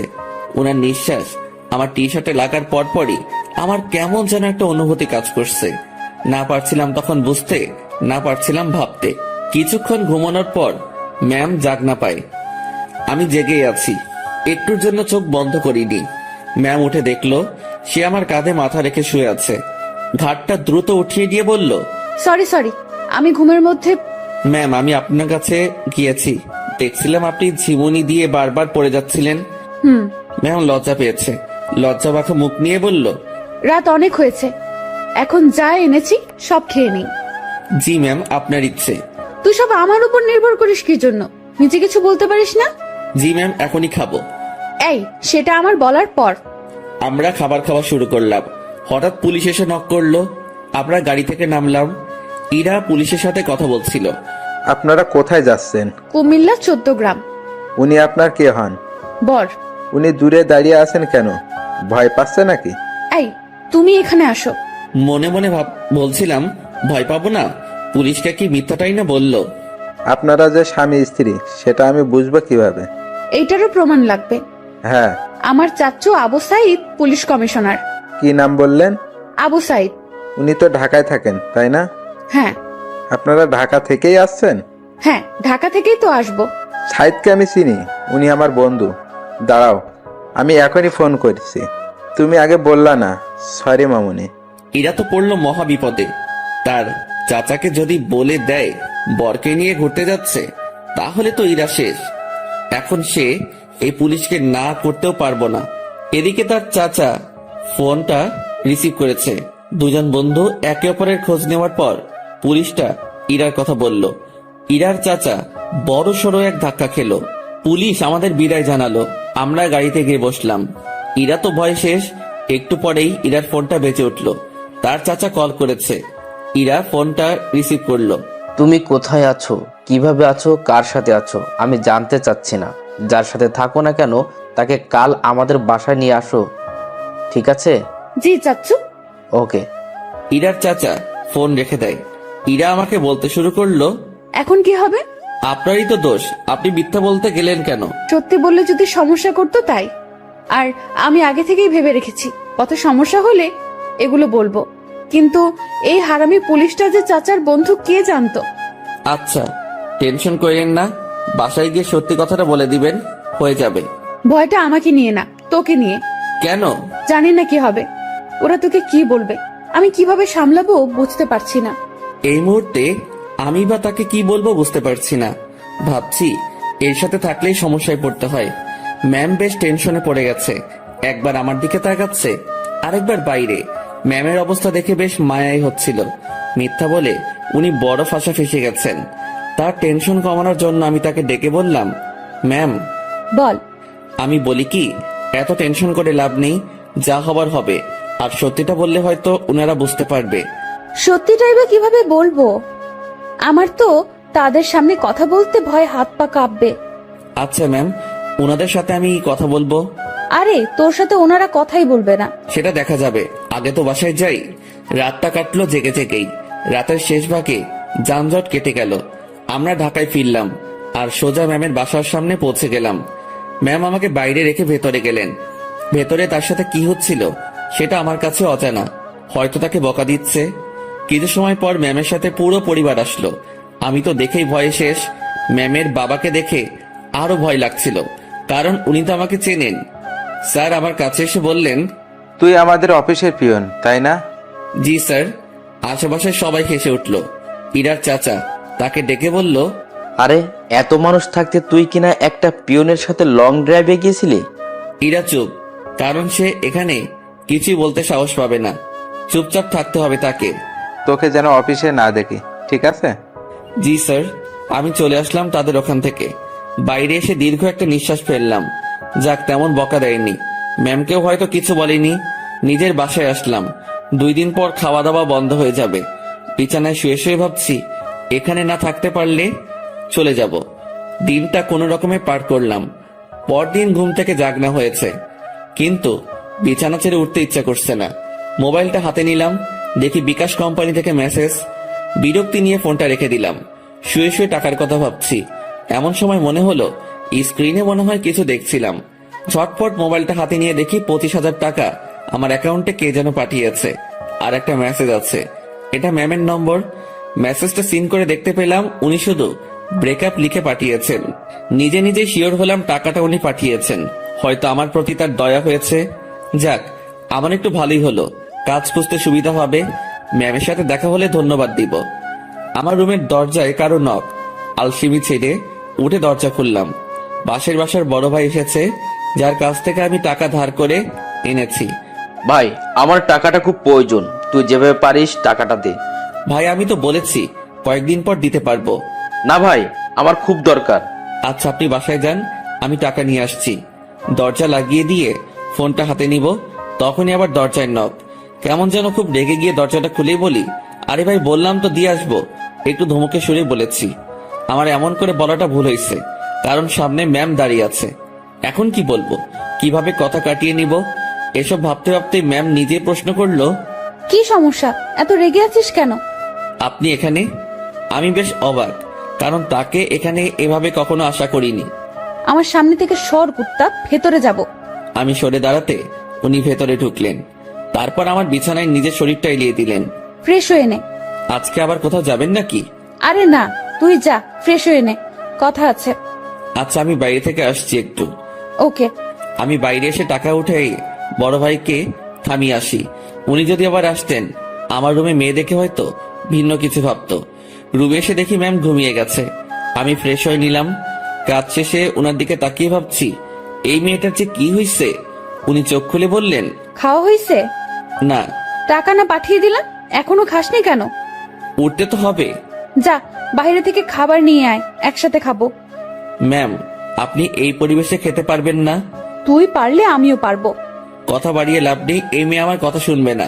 বাইরে গিয়ে টাকা উঠিয়ে ভাইকে দিলাম, আর ম্যামের কথা মতো খাবার নিয়ে আসলাম।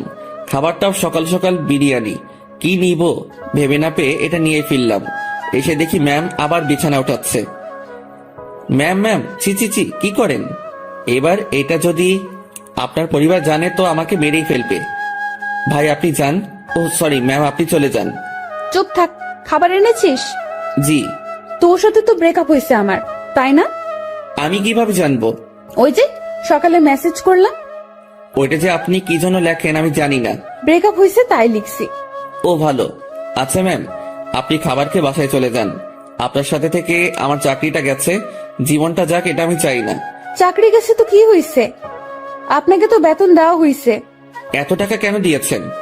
20,000 তোর, আর বাকি টাকা তোর বেতন। যদিও কিছু টাকা আছে, সেটা মাস শেষে দিয়ে দিব। কাজ না করে টাকা আমি নিব না। কাজ তো তোকে দিবই। কি কাজ? আমার সাথে সময় কাটানো। আমাকে তো ইয়ে পাইছেন। মানে কি? মানে বোঝেন না? আমি কি আপনার ওই বিএফ যে এইভাবে সময় দিব? তুই আমার মুখের উপরে কথা বলিস? Sorry ma'am. তোর সাথে কোনো কথা নেই। আপনি যেভাবে এসে আমার বিছানায় শুয়ে পড়লেন, আমি তো বেশ ভয় পেয়েছি, আর এখনো পাচ্ছি।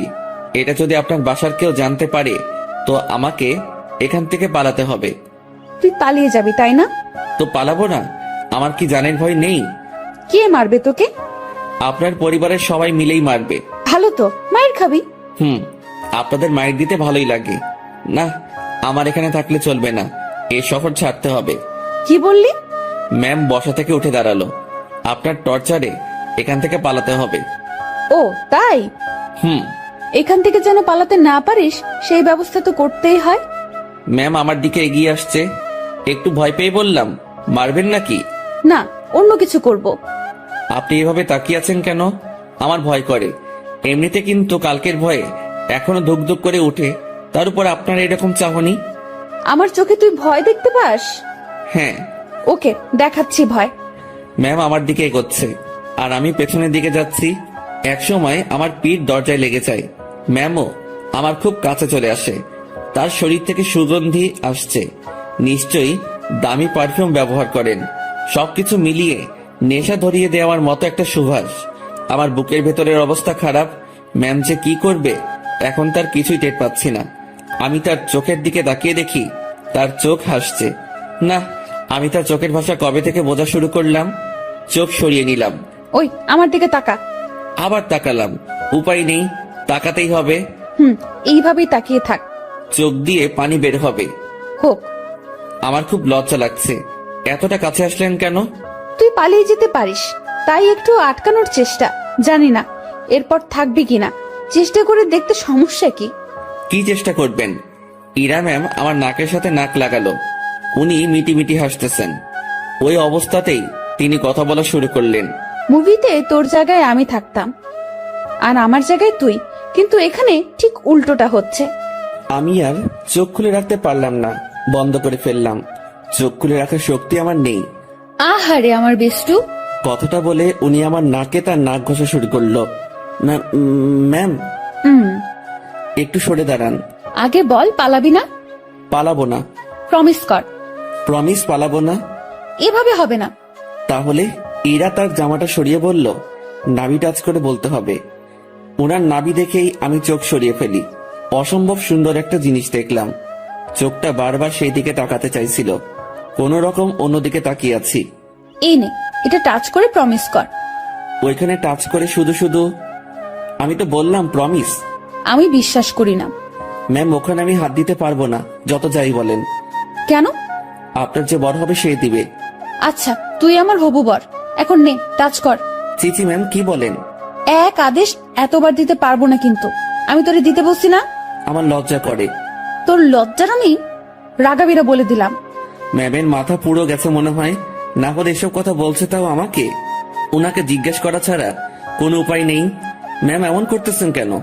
আমার গালে এক থাপ্পড় দিয়ে বলল, আমি যেটা বলি সেটা না করে তুই আমাকে উল্টো প্রশ্ন করতেছিস। তাহলে কি ধরবো? তো ভাবছি মায়ের খাবার থেকে ধরাই ভালো। আর সত্যি কথা বলতে দেখার পর আমি লোভ সামলাতে পারছি না। আমি ওনার নাভির উপর জাস্ট হাতটা রাখলাম। উনি একবার চোখ বন্ধ করে আবার চোখ খুললেন। চুপ কেন? কথা দিলাম যাব না। গুড, এখন হাত সরিয়ে নে। ও সরি ম্যাম। আমার থেকে দূরে গেল, আমি বাঁচলাম। উনি আবার বলতে শুরু করলেন, বাবাকে চ্যালেঞ্জ করে আসছি, তোকেই বিয়ে করব আমি। ও আল্লাহ, না ম্যাম এটা কি বলছেন আপনি? তুই বুঝবি না, আমি তোকে টাকা দেওয়ার পরেই ঝগড়াটা লাগছে। আমাকে নিয়ে পরিবারের সাথে ঝগড়া করতে গেছেন কেন? ওরা আমার চরিত্র নিয়ে কথা উঠাইছে, তারপর আমাকে বলেছে তোর সাথে নাকি আমার প্রেম আছে। আচ্ছা মাথা ঠান্ডা করেন। হ্যাঁ, তোকে আমাদের বাসায় নিয়ে গেলে আমার মাথা ঠান্ডা হবে। ও আল্লাহ, এবার আমি শেষ। ম্যাম কি বলেন এগুলা? আমি কেন? ঝগড়ার সময় বলেছি আমি তোকে ভালোবাসি, তোকেই বিয়ে করব, আর তুই আমাদের বাসায়ই থাকবি। মানে আপনি আমার উপরে যাওয়ার টিকিট নিয়ে আসছেন তাই না? জানি না, ব্যাগপত্র গুছিয়ে নে আর আমার সাথে চল। এইমাত্র বললেন জাস্ট না পালালেই হবে, এখন আবার বলছেন আপনাদের বাসায় নিয়ে যাবেন। দেখে নিলাম তুই আমার উপর কতটা দুর্বল আর কতটা ভালোবাসিস।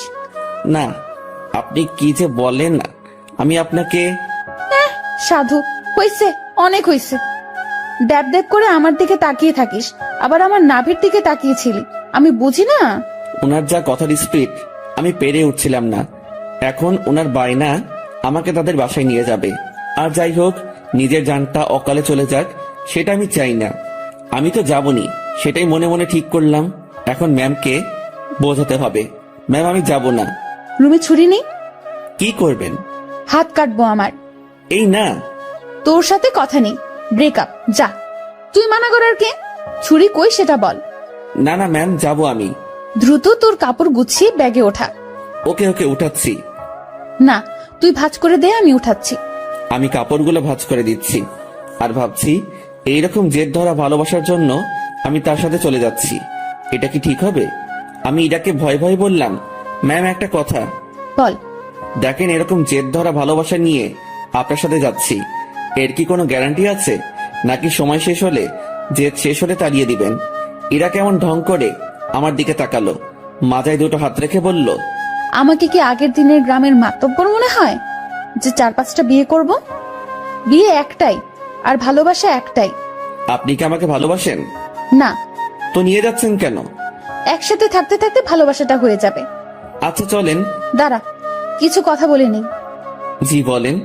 আমাদের তো জয়েন্ট ফ্যামিলি, বাসায় প্রায় 50 জনের বেশি মেম্বার আছে।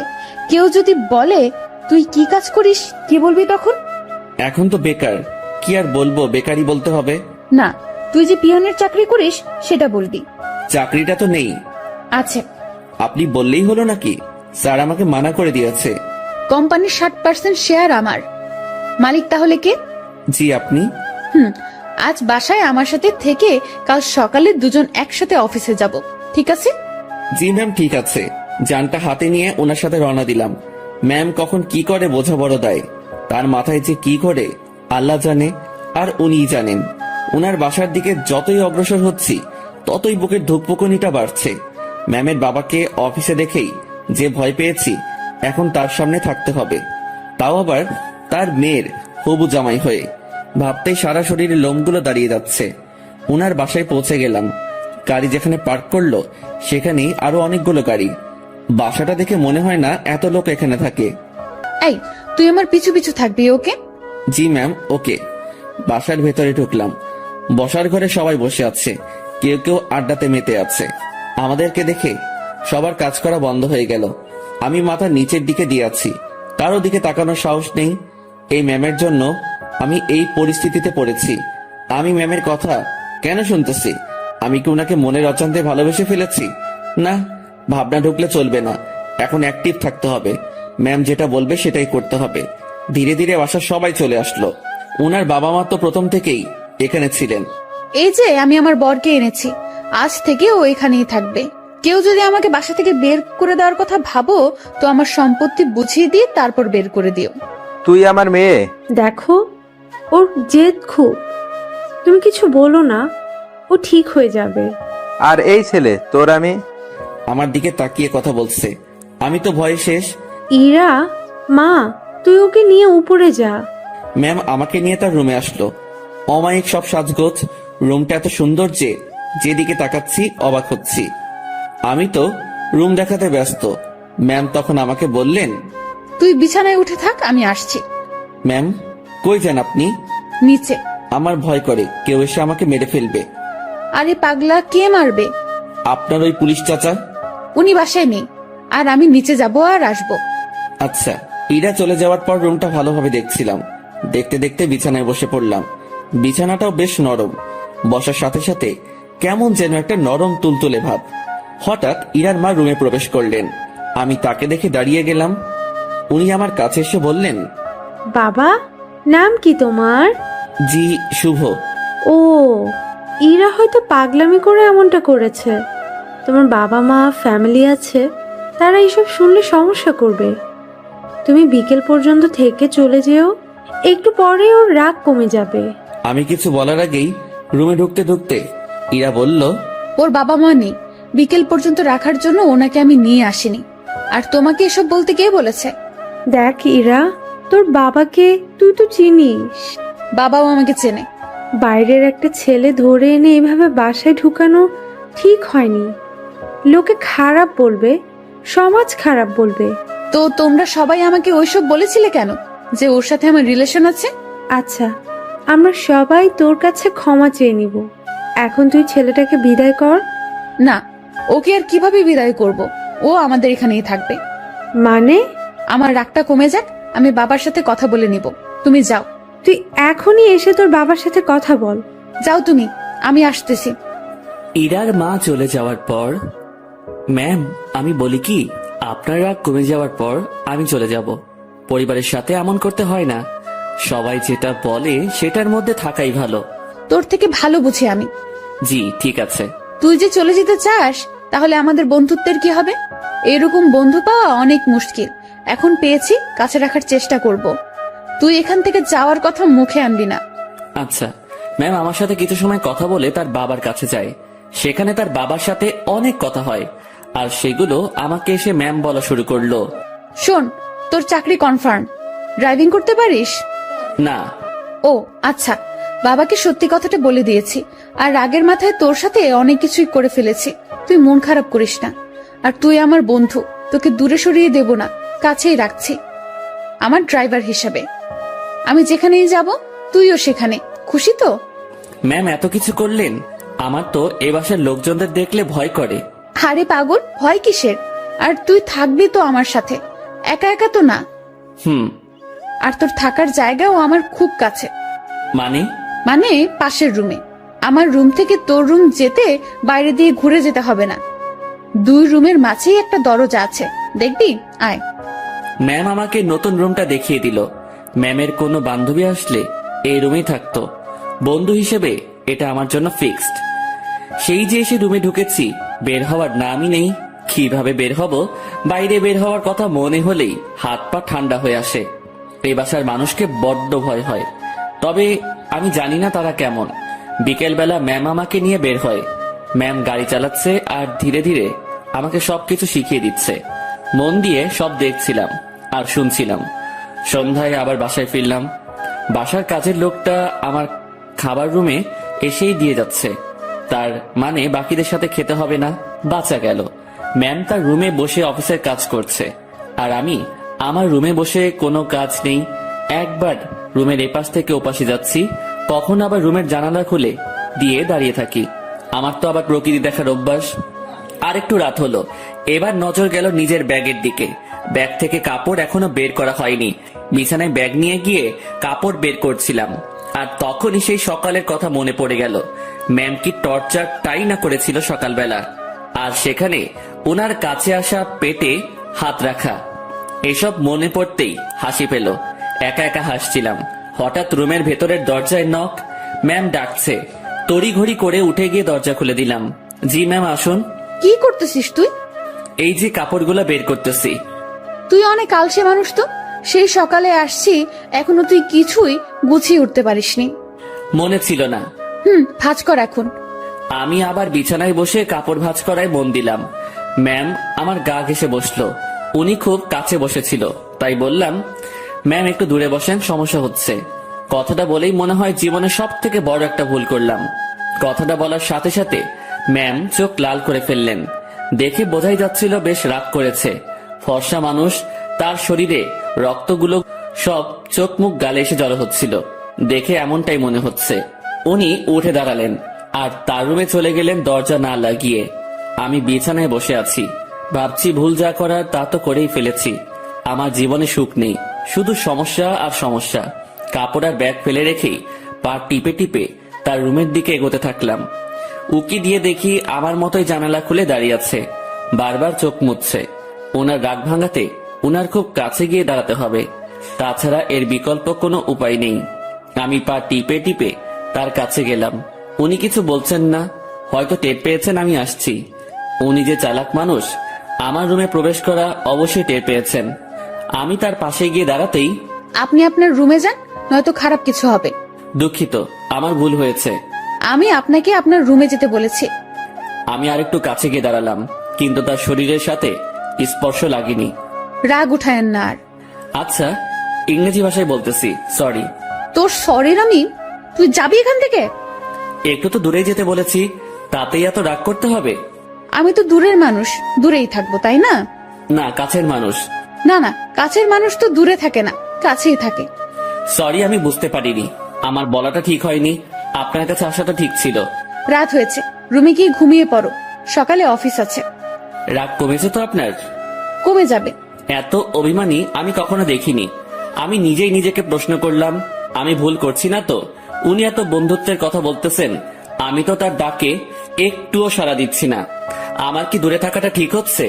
উনি তো তার বন্ধুর জন্য অনেক কিছুই করেছে, আমি তো কিছুই করতে পারলাম না, বা এখনো কিছু করিনি। আমি কি তার বন্ধুত্বের ভালোবাসায় সাড়া দিব? মনের সাথে বোঝাপড়া যখন শেষ হলো, তখন আমি তার ডান হাতটা আমার দু হাতের মধ্যে রেখে বললাম, এই তো কাছে এসেছি, আর দূরে যাওয়ার কথা বলবো না। অমন ভুল কখনো হবে না, সরি। সত্যি তো? ওনার কণ্ঠ শুনে মনে হচ্ছিল অভিমানটা অনেকটাই কমেছে। কেন যে ম্যাম এমনটা করে? ম্যাম, এখন যাই তাহলে। কাছে থাকতে ভালো লাগছে না। আপনি তো বললেন কাল অফিস আছে, আমাকে ঘুমাতে বললেন। পরে ঘুমাবি। ম্যাম আনমনে জানালা দিয়ে বাইরে তাকিয়ে আছেন। তার ডান হাতটা তখনই আমার দু হাতের মধ্যে এক অন্যরকম ভালো লাগা কাজ করছিল তখন। সেটা যে কি আমি ঠিক বলতে পারবো না। আমি ম্যামের মুখের দিকে তাকালাম, দেখি মিটিমিটি হাসছে। আমি তার হাসি দেখে প্রশ্ন করেই বসলাম, এভাবে আনমনে বাইরে তাকিয়ে কি দেখেন? বাইরে কি দেখি? হুম তোকে। আমাকে মানে? আরে পাগলা, তুই আমার জীবনে এমন ভাবে আসলি, আমি ভাবতেই পারিনি। তোর মতো একটা গাধা, তবে ভালো মানুষের সাথে বন্ধুত্ব হয়েছে। তবে আমার পোড়া কপাল। কেন? তুই আমাকে দেখে ভয় করিস, তেমন কথা বলতে চাস না। আমি যা বলি শুধু সেটাই করিস। আর কি করব? যাই হোক, সব ঠিক হয়ে যাবে। যা এখন ঘুমিয়ে পড়। আচ্ছা, গুড নাইট। Good night. পরদিন সকালবেলা থেকে অফিস করা শুরু করলাম। ম্যামের সাথে সবসময় থাকা, উনি যা বলে সেগুলো শোনা এবং করা, এগুলোতেই ব্যস্ত। দিনকে দিন যাচ্ছিল, আমার অবস্থা ততই ভালো হচ্ছিল। ম্যামের সাথে কথা বলতে এখন আর ভয় লাগে না। কোনো কিছু লাগলে সোজা সাপটা বলে দেই। এদিকে ড্রাইভিংটাও একটু একটু শিখেছি। তাদের বাসার দু একজনের সাথে কথাও হয়েছে। মোটামুটি সবকিছু স্বাভাবিকের দিকেই বলা যায়। কিন্তু এমনটা একটা দিন আসলো, সেদিন আমার স্বাভাবিক মন আর ঠিক থাকলো না। ম্যামের বাবা ম্যামের বিয়ের জন্য ছেলে দেখেছে। আজ অফিসে যাওয়া হয়নি আমাদের, কারণ ছেলেপক্ষ দেখতে আসবে। কিন্তু আমার কেমন জানি ভয় ভয় লাগছে। বারবার মনে হচ্ছে ওনার বিয়ে হওয়ার কি দরকার? এমন থাকলেও তো পারে। আমি যা ভাবছি সেটা তো ভুল, বিয়ে তো হবেই।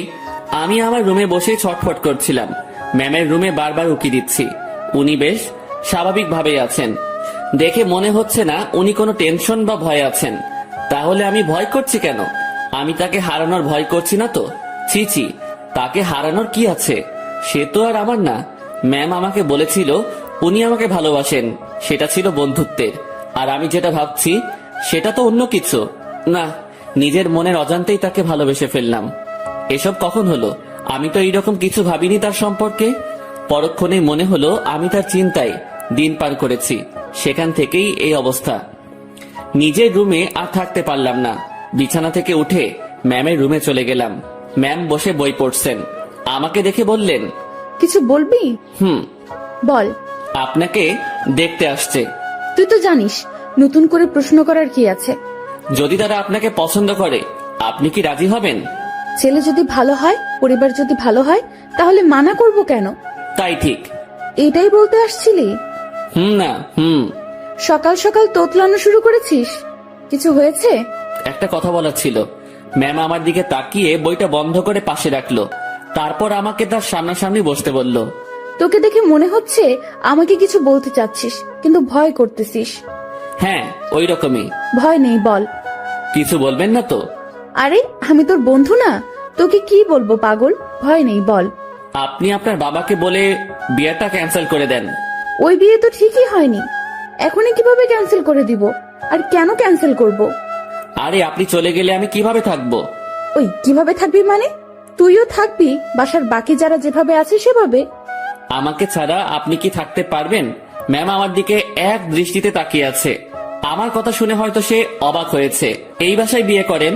মানে তোর মাথা গেছে নাকি? I love you. মুখ ফসকে হোক আর যেভাবে হোক কথাটা বলে ফেললাম। মনে মনে ভাবছিলাম বাংলায় বলবো, কিন্তু মুখ থেকে ইংরেজিতেই বেরিয়ে গেল। আমার কথা শুনে ম্যাম মিটি মিটি হাসতেছেন। তুই যা বললি ভেবে বলেছিস? না, কেন? ভাবার কি আছে? আমার যেটা নিয়ে ভয় হয়েছে সেটার জন্য বলেছি এটা। কি নিয়ে ভয় হয়েছে? আপনার চলে যাওয়া। আমি চলে গেলে তো কি হয়েছে? তুই একটা বিয়ে করবি, তার সাথে থাকবি, সে তোর কেয়ার করবে। আপনাকে লাগবে। বাচ্চাদের মতো আবদার করতেছিস কেন? জানি না। এক অন্যরকম শুভকে দেখছি, যে কখনো এভাবে আমার কাছ থেকে কিছু চায়নি। আচ্ছা কি লাগবে, কি জন্য লাগবে, সবকিছু বুঝিয়ে বল। আমি কিছু বোঝাতে পারবো না। আপনাকে লাগবে, আর আপনাকে ভালোবাসার জন্য লাগবে। আমার এমন কথা শুনে ম্যাম লজ্জায় তো শেষ, অন্যদিকে তাকিয়ে হাসতেছে। হাসি থামিয়ে বলল, তো এখন আমাকে কি করতে হবে? আপনি বোঝেন না? যতই বুঝি, কিন্তু আপনাকে বলতে হবে। কি করতে হবে বলেন। একবার তো বললামই যে ভালোবাসি, আর আমার কাছে থাকতে হবে। যদি বলি ভালোবাসি না? আমি চুপ করে রইলাম। এই এই কথার উত্তর দে। আমি কিভাবে আটকাবো? চলে যাবেন, আমিও চলে যাব। কোথায় যাবি? জানি না। ও, তো বলেন, ভালোবাসার বীজ কবে বপন করেছিলেন, আর সেটা থেকে চারা গাছ হলো কিভাবে? ইরা নামের একটা পাখি আমার জমিতে এসে তার মুখ থেকে ভালোবাসার বীজটা ফেলে দিয়ে চলে যায়, আর সেই বীজটাই। পুরোটা বলার আগেই ম্যাম হাসতে হাসতে শেষ। উনার হাসি দেখে আমার রাগ হচ্ছিল। আমি ওনাকে কিছু বোঝাতে যাচ্ছি, আর উনি হেসে উড়িয়ে দিচ্ছেন। উনি হাসি থামিয়ে বললেন, আজ সকালটা অন্যরকম ভাবে শুরু হলো। এমন হাসির কথা কখনো শুনিনি। উনার কথা শুনে বেশ লজ্জা পেলাম। হয়তো মনের কথাটা বলা ঠিক হয়নি। আমি তার সামনে থেকে উঠলাম আর নিজের রুমে যাওয়ার জন্য পা বাড়ালাম। ম্যাম ডেকে বললেন, কই যাস? ঘুম পাচ্ছে, ঘুমাবো। ঘুম নাকি রাগ? না, ঘুম। রাগ। না ম্যাম, ঘুমই পাচ্ছে। আমার জানা আছে, তুই এখানে এসে বস। কথা না শুনলে বকা দিবে। বাধ্য হয়ে আবার তার সামনাসামনি বসলাম। আমার আর তোর মাঝে সম্পর্কটা কিসের? বন্ধুত্বের। তো আমি কি বন্ধুর কথা শুনে হাসতেও পারবো না? পারবেন। আর হাসলেন তো? কথার মাঝে এমন রাগ সুর ভাসতেছে। না, রাগ করিনি। আচ্ছা ভেবে দেখ তো, তুই যে আমাকে ভালোবাসার কথা বললি, সেটা নিয়ে আমি কি কোনো উপহাস করেছি? তোর কথা শুনে হাসি পাচ্ছিল তাই একটু হাসলাম। আর আমাকে যেটা বললি সেটার উত্তর না নিয়ে কই যাস? হ্যাঁ, আমি ভুলে বলে ফেলেছি, সরি।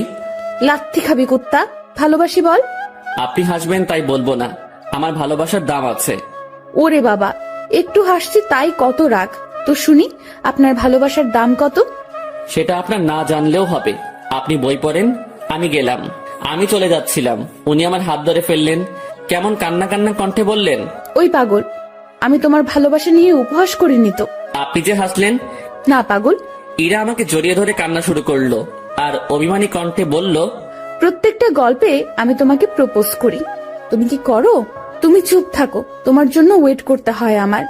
এই গল্পেও তুমি অনেকটা লেট করেছো। আমার কি অপেক্ষা করে থাকতে কষ্ট হয় না? তুমি আমার জন্য কিছুই করো না, আর করতেও হবে না। শুধু ভালোবাসলেই চলবে। আর হ্যাঁ, রাগ দেখাও কেন আমাকে? রাগ শুধু তোমারই আছে, আমার নেই। আর কখনো যদি তোমার কথায় রাগের সুর পাই, তো তখনই ব্রেকআপ। উনি যা বললেন তাতে মুখের কথা কেড়ে নেওয়ার মতো। আচ্ছা, আমি বাবাকে তোর কথা একবার সিরিয়াসলি বলবো। না। কেন? উনি যদি মানা করে, আর আপনাকে যদি সরিয়ে বা আমাকে যদি। বন্ধুত্বের উপর বিশ্বাস রাখ। ইরা আমাকে ছেড়ে দিল, সেও বেশ চিন্তিত, সাথে আমিও। আমি ওই পরিস্থিতির সময় শুধু তার কথাই ভাবছিলাম, অন্য কোনো কিছুই মাথায় আসছিল না। দুপুরে ইরাকে দেখতে আসলো, দেখে চলে গেল। হয়তো তারা পছন্দ করেছে। পছন্দ না করে উপায় নেই। রুমে বসে হতাশ হওয়া ছাড়া আমার কোনো উপায় ছিল না। ইরা সেই যে বেরিয়ে গেছে, আর রুমে আসার নাম নেই। আমিও বাইরে যাওয়ার সাহস পাচ্ছি না। দুপুরে শুধু বাড়ির কাজের মেয়েটা খাবার দিয়ে চলে যায়। আমার এমন অবস্থা মনে হচ্ছে কোনো কারাগারে আছি।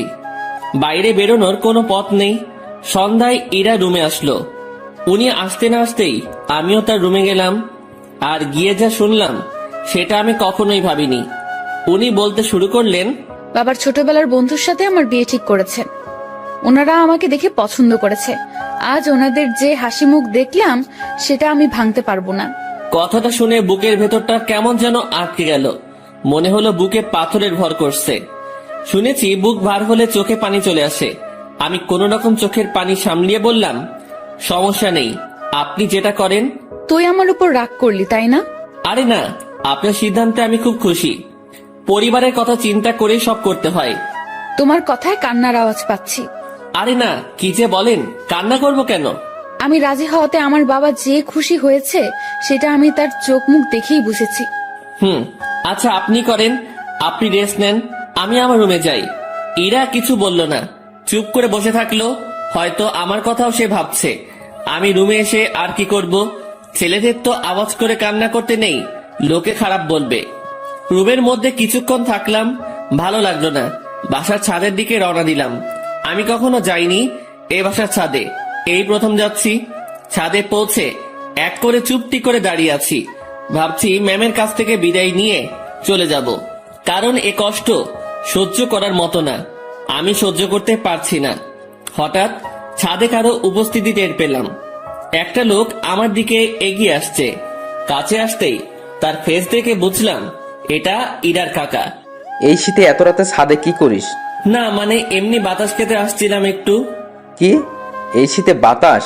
রুমে বসে ভালো লাগছিল না, তাই আর কি। বেশ চালাক তুই। ভাবছি কি চালাকি করলাম। আমার কথা সোজা উত্তর দিবি। জি স্যার। ইরাকে ভালোবাসিস? কি বলবো বা কি বলা উচিত? সত্যিটা কি বলবো? আবার আমার কোনো বিপদ আসবে না তো? সত্যিটাই বলবো, যা হবার হবে। ভালোবাসি। এই জন্যই তোকে চালাক বলছি। তো কতদিন হলো তোদের রিলেশনের? কয়েক ঘন্টা। মানে?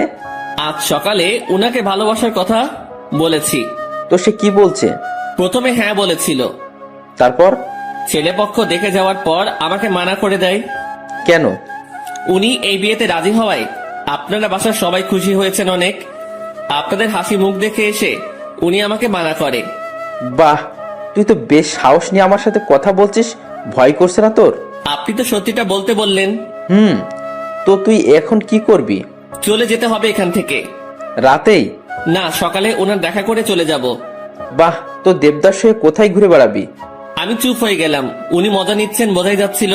চুপ হয়ে গেলি কেন বল? জি স্যার, কিছু না, আমি আসলে ভুল করেছি, মাফ করে দিন। আমি কাল সকালে চলে যাব। যা রুমে যা। জি। এই শোন। বলেন। স্মোক করিস? জি না। বাসা কোথায় তোর? রাজশাহী। সমস্যা? জি স্যার, বুঝলাম না। কিছু না, সকাল সকাল চলে যাস। নেক্সট টাইম আমার সামনে পড়লে সমস্যা হবে তোর। আমার সামনে যেন না দেখি। জি স্যার, আর দেখবেন না আমাকে। রুমে আসলাম। তার সাথে কথা বলতে ভয় তো করছিলই না, মনে হচ্ছিল আরো কিছু সময় কথা বলি। তারপর ভাবলাম আমার সাথে তার যে কথাটা হয়েছে এটা ম্যামকে জানানো দরকার। চলে গেলাম তার কাছে। যেসব কথা হয়েছে সব বলে আবার নিজের রুমে আসলাম। কিছু সময় পর মনে হলো আসল কথাটা মানে আমি যে কাল চলে যাব এটা বলাই হয়নি। আবার ঢুকলাম তার রুমে, আর ঢুকতেই চোখ কোনো কিছুতে আটকে গেল। উনি ড্রেস চেঞ্জ করছিলেন। যা দেখার আমার চোখ দেখে ফেলেছে, আমার কোনো দোষ নেই। আমি নিজেই অন্যদিকে ঘুরে রুমে চলে আসবো, তখনই উনি বললেন, এই দাঁড়া। ম্যাম আমি কিছু দেখিনি। কিছু দেখা না দেখার কথা আমি বলিনি। কি বলতে আসছিলি সেটা বল। আমি কাল সকালে চলে যাচ্ছি। আরে, অন্যদিকে ঘুরে আছিস কেন? আমার শরীরে পোশাক আছে, এখন এইদিকে তাকা। ঘুরে তার দিকে তাকালাম, এখন সব ঠিকঠাক আছে। কি যেন বলতেছিলি? এত জায়গা থাকতে রুমে ড্রেস চেঞ্জ করতে হবে কেন? এইটা বলতে আসছিলি? না। তুই বলবি নাকি মাইক শুরু করব? বলছি আমি কাল সকালে চলে যাচ্ছি। কোথায়? আমার গ্রামের বাড়ি। কেন? আমি এখানে থাকতে পারছি না, দম বন্ধ হয়ে আসছে। এতদিন তো দম বন্ধ হয়নি, আজ হচ্ছে কেন? দেখেন, ভালোবাসার মানুষটি চোখের সামনে থেকে এভাবে হারিয়ে যাবে, আমি এটা দেখতে পারবো না। তুই যদি যাস ব্রেকআপ করে তারপর চলে যাবি। ঠিক আছে, ব্রেকআপ। যা বলার বলে এসে কম্বল মুড়ি দিয়ে শুয়ে পড়লাম। ওনার কথা ভাবতে ভাবতে চোখের পাতাটা বন্ধ হয়ে গেল। রাত তখন কত হয়েছে আমি জানি না। আমার কম্বলের নিচে কাউকে অনুভব করলাম। কেউ একজন এখানে এসে শুয়ে আছে। নিজের ঘুম ভাঙাতে চোখ খুললাম। কম্বলটা মাথার উপর থেকে সরিয়ে দেখি ইরা আমার পাশে শুয়ে আছে। আমি উঠে বসাতে ফ্যালফেল করে আমার দিকে তাকিয়ে আছে। উনাকে দেখে অবাক হয়ে যাই আমি। কয়েকদিন পরে যার বিয়ে সে আমার রুমে আমার সাথে একই বিছানায় এসে শুয়ে আছে। এর মতলবটা কি? যেমন ছিলি তেমন করে শুয়ে থাক। আপনি এখানে কি করেন? দেখছিস না শুয়ে আছি? আপনার রুমে যান। এখানে কি? এটাও আমার রুম। এভাবে এত কাছে আসা ঠিক না। কোনটা ঠিক তোকে বলতে বলছি আমি? যেমনটা ঘুমিয়েছিলি তেমনটাই ঘুমিয়ে থাক। শোনেন, আপনি আমাকে কিছু বলতে দিল না। উনি উঠে আমার মুখ চেপে ধরলো, তারপর শুয়ে দিয়ে উনি আমার পেটের উপর বসে কম্বলটা আমার মাথার পেছনে গুজে দিল। তারপর তার ফোনের লাইট অন করে সাইডে রাখলো। ম্যাম তার পা দুটো ভাঁজ করে ভালোভাবে আমার পেটের উপর বসলো, তারপর তার হাত দুটো গালে রাখলো। বাইরে থেকে এই অবস্থা দেখে মনে হবে একটা ত্রিভুজের মতো, ভেতরে আলো থাকায় ছোট্ট একটা 3 কোণা ঘরের মতোই লাগছিল। তারপর তোর সাহস কি করে হয় আমার সাথে ব্রেকআপ করার? আমি চুপ। শুভ, উত্তর দে, না হলে তোর খবর আছে। আপনার যাতে ভালো হয় সেই জন্যই করেছি। তুই ব্রেকআপ করার কে? করলে আমি করব। আমি করতে পারি না। তুই কেন করবি? ভালো তো আমি বাসি, ব্রেকআপ আমি করব। আর আমি কি ভালোবাসি না? আমার থেকে কম, সো তোর ব্রেকআপের কোনো দাম নাই। আচ্ছা, আপনি পেটের উপর থেকে নামেন, ব্যথা করতেছে। করলে করুক, আমি কি করব? আপনি যা করছেন সেটা ঠিক না। কি করতেছি আমি? এই যে এইভাবে বসে আছেন, আবার তোকে জ্ঞান দিতে বলেছি আমি। জি না। এরপর ইরা তার হাত দিয়ে আমার ঠোঁট স্পর্শ করা শুরু করলো, নাকে চোখে হাত বুলিয়ে দিল। আমি যে বসে আছি তাতে কি তোর বেশি কষ্ট হচ্ছে? না, কিন্তু এইরকম ভাবে হাত দিচ্ছেন এটা ভালো লাগছে না। I love you. নতুন বরকে বইলেন, কথাটা বলার সাথে সাথে গালে চর বসিয়ে দিল। আই লাভ ইউ টু বল, নয়তো আরো মারবো। টুট টুট টুট। কিসের টু টু? পুরোটা বল। ভালোবাসি আমিও। ওয়াও, খুব বলেছেন। চলো এখন রোম্যান্স করি। ম্যাম ওয়েট, কিসের রোম্যান্স? আমি তো আপনার বর না, এগুলো ঠিক হবে না। আপনি আপনার রুমে যান। আহারে, আমি তো রোম্যান্স করবই, সে বিয়ে হোক আর না হোক। ম্যাম কি? ছেড়ে দেন না। ওলে, খুব ভয় লাগছে তোমার? ইরা বসা থেকে এবার আমার পুরো শরীরের উপর শুয়ে পড়লো। ভয়ে বুকের মধ্যে দুরুম দারুম শব্দ হচ্ছে। ইরা এবার আমার বুকের উপর হাত রেখে তাতে তার থুতনি রাখলো আর বোকা বোকা গলায় বলল, ভয় নেই, এই যে তোমার কাঁধ থেকে মাথা পর্যন্ত আজ আমি এইটুকুতে আমি যা ইচ্ছা করব। ওনাকে আর থামাতে পারলাম না। ভেতরে ফোনের লাইট নিভিয়ে দিয়ে আমার ঘাড়ে আর গলায় তার ঠোঁটের স্পর্শ দেওয়া শুরু করলো। তার খোলা চুলগুলো আমার দিকে হেলেছিল, আর উনি তো তার কাজ করে যাচ্ছেন। কিছু সময় পর, আমি তোমার বুকে এখন ঘুমাবো, সকালে আমাকে ডেকে দিও। আমি কিছু করতে পারি না। তুমি আবার করবা? তুমি মানে, সরি, আপনি যেগুলো করলেন। ওই না, তুমি কেন করবা? তুমি কিচ্ছু করতে পারবে না। হুম। রাগ। আরে না, কি বলেন? রাগ করবো কেন? সরি। ইরা ফোনের লাইট আবার অন করলো। উনি ওনার গলা থেকে ওড়নাটা সরিয়ে দিতে নিচ্ছিল, আমি থামিয়ে দিলাম। কি করছেন? তুমি না বললে কি যেন করবা? আপনার ওই গলাটুকুই লাগবে। হ্যাঁ, এই আমাকে কিছু করতে দিল না, আর এখন উনি বায়না ধরে বসে আছেন। লোভ তো আপনি ধরিয়েছেন। এই, আমার দোষ দিবা না একদম। লোভ সামলাতে পারো না তুমি? হুম। এই যে গলাটুকুই শুধু, এর নিচে আসলে মায়ের ওকে। আচ্ছা। কি মানুষ রে বাবা, নাও করে না। আমি উঠে বসে ওনার গলায় আমার ঠোঁটের স্পর্শ দিতে লাগলাম। ইরার মতো আমি বেশি সময় নিলাম না। একটু পরে বললাম, রুমে গিয়ে ঘুমিয়ে পড়ো। এটা আমার রুম। এখানেই থাকবে? হ্যাঁ। দুজন একে অপরের দিকে তাকিয়ে আছি। তাকিয়ে থাকতে থাকতে দুজনই কান্না করে দেই। ইরা আমাকে বলল, এই তুমি কান্না করতেছো কেন? এভাবে কখনো তো পাবো না। ধুর, পাগলকে বলে পাবে না। তুমি তো চলেই যাবে। আমি থাকার চেষ্টা করব। আর তুমি কান্না করতেছো কেন? বলা যাবে না। বলো না। পাগলটাকে অনেক ভালোবেসে ফেলেছি। ইরার আমার কপালের সাথে তার কপাল ঠেকালো। ওর চোখের পানি আমার মুখের উপর পড়ছে। অনেক কান্না হয়েছে, থামো। এখানে থাকবো, না করো না প্লিজ। আচ্ছা থাকো। তোমার বুকের উপর ঘুমাবো। হুম। রাগ করবে না তো? না। ইরা আমার গালের সাথে গাল লাগিয়ে শুয়ে পড়লো। দুজন ভোরে উঠবো, উঠে হাঁটতে বের হব। হ্যাঁ, তোমার কাকা আমাকে চলে যেতে বলেছে সকালে। ওনার সাথেই বের হব। কি? তোমাকে কিছু ভাবতে হবে না। উনি আমাকে দেখলে গুলি করবে। আমি যদি বলি জামাই বলে ডাকবে। মানে? তুমি যে বললা ওনার সাথে কথা বলছো, হুম। উনি আবার আমাকে কল করেছিল আমি সব সত্যিই বলেছি। তারপর উনি কি বলল জানো? কি বললো? আমাদের বিয়ের দায়িত্ব উনি নিয়েছেন, সব উনি সামলাবেন। উনি তোমাকে অনেক পছন্দ করেছেন। কি জন্য? সেটা আমি কিভাবে বলবো? সত্যি কথা বলেছো, তাই মনে হয় ভালো লেগেছে তার। ও, আর কোনো কথা না, এবার শুধু ঘুম হবে, ঘুম ঘুম আর ঘুম হবে। চোখ বন্ধ করো পাগল। দুজনেই ঘুমিয়ে গেলাম। পরদিন ভোরে ইরা আমাকে ডেকে তুললো। তারপর হাঁটতে বের হলাম। পথে সত্যি সত্যি ইরার কাকার সাথে দেখা হলো। উনি আমাদেরকে দেখে মুচকি হাসলেন, কিন্তু কিছু বললেন না। এই চলো জগিং করি, ভুঁড়ি হতে দেওয়া যাবে না। ভুঁড়িওয়ালা বর আমার পছন্দ না। ওনার কথা শুনে মুচকি হাসা ছাড়া উপায় নেই। সকালে সব কাজ শেষে অফিসে আসলাম দুজন। অফিসের কেউ এ ব্যাপারে কিছু জানে না, তাই কোনো সমালোচনাও হয়নি। এসব বিষয় জানলে কেউ না কেউ আমাকে জিজ্ঞাসা করতই। দুপুরের পর এক শার্ট প্যান্ট কোট পরা ভদ্রলোক ইরা রুমে ঢুকলো। লোকটিকে দেখে কেমন যেন সন্দেহ হচ্ছিল আমার। কিছু সময় পর ইরা আমাকে ডাকলো। যাক, সন্দেহ এবার দূর হবে। রুমে ঢুকে দেখি ম্যাম বেশ রাগান্বিত। জি ম্যাম, বলেন। এই যে, এটাই আমার পাগল, দেখে নিন। আমি মনে মনে ভাবছি, হ্যাঁ, ম্যামের লাজ লজ্জা কিচ্ছু নেই, এইভাবে কেউ পরিচয় করিয়ে দেয়? তো কিছু বলবেন আর? এরকম একটা ছেলেকে আপনার পছন্দ? ওর কিছু আছে, দেখতে তো কেমন জানি লাগে। ওই আমার পাগলের মধ্যে কি আছে না আছে আমি জানি, আপনাকে বুঝতে হবে না। আপনি আসতে পারেন। ভেবে দেখেন, এর সাথে থাকলে আপনার জীবন নষ্ট হতে পারে। এই শালা, ভাষা খারাপ করবি না। জীবন নষ্ট হবে মানে? ম্যাম তো তাকে মারার জন্য উঠেছে। এতক্ষণে বুঝলাম এই লোকটাই ম্যামকে দেখতে আসছিল। ম্যাম যেভাবে মারার জন্য দাঁড়িয়েছে, লোকটি ভয়ে চেয়ার উল্টে পড়ে যায়। ম্যামকে থামিয়ে আমি ওনাকে টেনে তুললাম। দেখছিস আমার পাগলের মধ্যে কি আছে? সে চলে গেল। ম্যাম, এইভাবে কেউ ভয় দেখায়? আরে ভাই বলিস না, মাথাটাই খারাপ করে দিছে। আমি কত বুঝালাম, বুঝলোই না। আমি বাইরে চলে আসছি। ম্যাম তখন পেছন থেকে ডাকলো। ওই আমার পাগল। জি ম্যাম, বলেন। উনি মুচকি হেসে বললেন, কিছু ফাইল কপি করতে হবে, একটু সাহায্য করবেন? আমি করে দিচ্ছি। আরে আমার রুমের মেশিনে কালি নেই, তুমি ম্যানেজারের রুম থেকে বের করে নিয়ে আসো। আচ্ছা। ইরা ফাইলগুলো আমার হাতে দিল।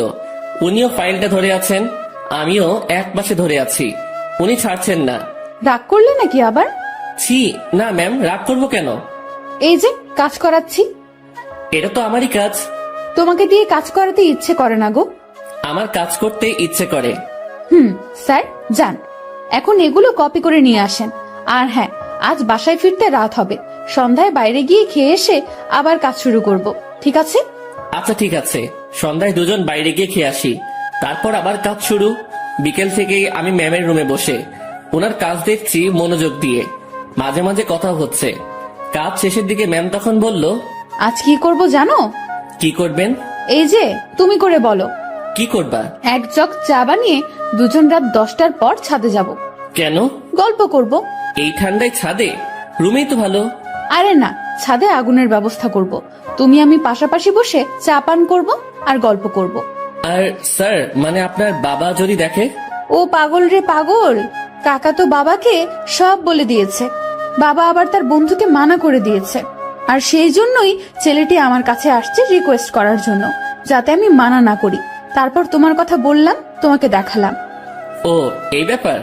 জি, এখন বাসায় সব চলবে। সব চলবে মানে? বাসায় চলো, বাসায় গিয়েই বুঝাবো নি। ঠিক আছে পাগল? কাজ শেষে আমরা বাসায় আসলাম। প্রতিদিনের মতো আজ আমাকে আর একা খেতে হলো না, সবার সাথে বসে খাচ্ছি। বেশ ভয় নিয়েই টেবিলে বসে আছি। ধীরে ধীরে সবার সাথে পরিচিতি হলাম। খাওয়া শেষে ইরার বাবা আমাকে ডেকে বাইরে নিয়ে গেলেন। দেখো, বাসার সবাই তোমাকে মেনে নিচ্ছে, শুধু আমি বাদে। এর পেছনে কারণও আছে। তুমি সামান্য একটা মানুষ, কত বড় ফ্যামিলির দিকে হাত বাড়িয়েছো, সেটা খেয়াল করেছো? ধরো কাল তোমাদের বিয়ে দিয়ে দিলাম, তারপর আমার মেয়েকে নিয়ে উঠাবে কোথায়? স্যার, বেয়াদবি মনে না নিলে একটা কথা বলি। বলো। আপনার মেয়ে বলেছে ও কাজ করে খাওয়াবে কিছুদিন।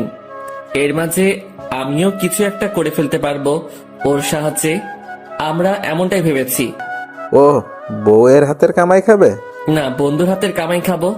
মুখের উপর কথা বলছো। আমি তো বলেই নিলাম, কিছু মনে করবেন না। ওকে, 2 দিন পর তোমাদের বিয়ে। সমাজের নিয়ম অনুযায়ী আমার মেয়েকে নিয়ে বাসা থেকে বেরিয়ে যাবে। কোথায় যাবে সেটা আমি জানি না। ওকে? জি স্যার। কথাটা ইরাকেও জানিয়ে দিও। জি। ইরার বাবা আমাদের উপর বেশ রেগে আছেন। রাগাটাই স্বাভাবিক, যা কাজ করেছি। বাইরে দেরি না করে ইরার কাছে গেলাম, গিয়ে কথাগুলো বললাম।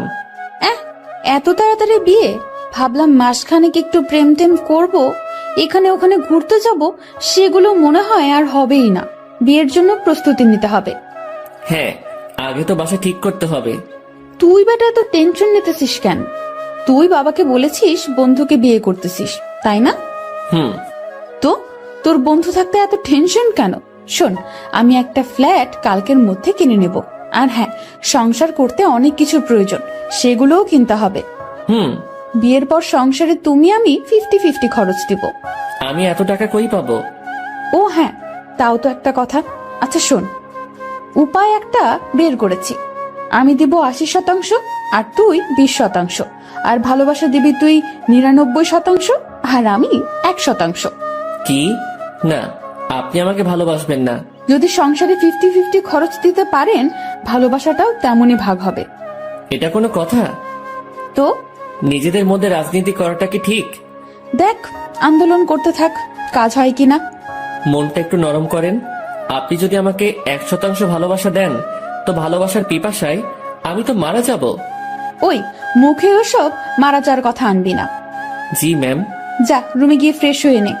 আচ্ছা। ফ্রেশ হয়ে দরজা লাগিয়ে দিলাম, কারণ দরজা খোলা থাকলে আজ আর ঘুমাতে দিবে না। ঘুম প্রায় চলেই আসছে, সেই সময় ডাকাডাকি শুরু করলো। মুখে বিরক্তি নিয়ে দরজা খুললাম। ওই এখনই ঘুমাচ্ছিস কেন? চা রেডি, চল ছাদে যাব। ওকে চলেন। ঘুমের 12টা বেজে গেল। দুজনে গিয়ে ছাদের মাঝখানে কিছু কাঠখড়ি দিয়ে আগুন জ্বালিয়ে নিলাম। ওনার সব কথা শুনতে হচ্ছে। এদিকে আমার নাজেহাল অবস্থা।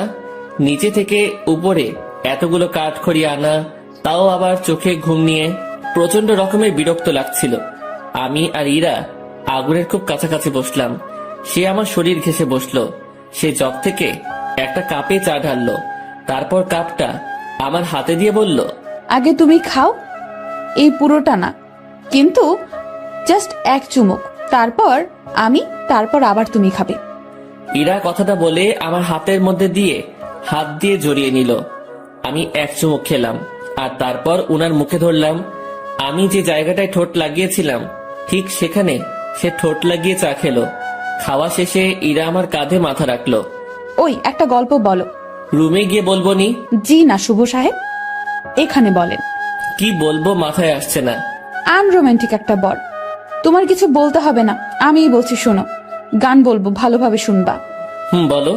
আমার কাছে তুমি মানে 7 রাজার ধন, আমার কাছে তুমি মানে অন্য রকম, আমার কাছে তুমি মানে আমার পোষা পাখি, দিনে রাইতে চোখ বুঝিয়া তোমায় আমি দেখি, তোমার কাছে হয়তো বন্ধু আমি কিছু না, তাই তো তোমার স্বপ্নে বন্ধু আমি আসি না।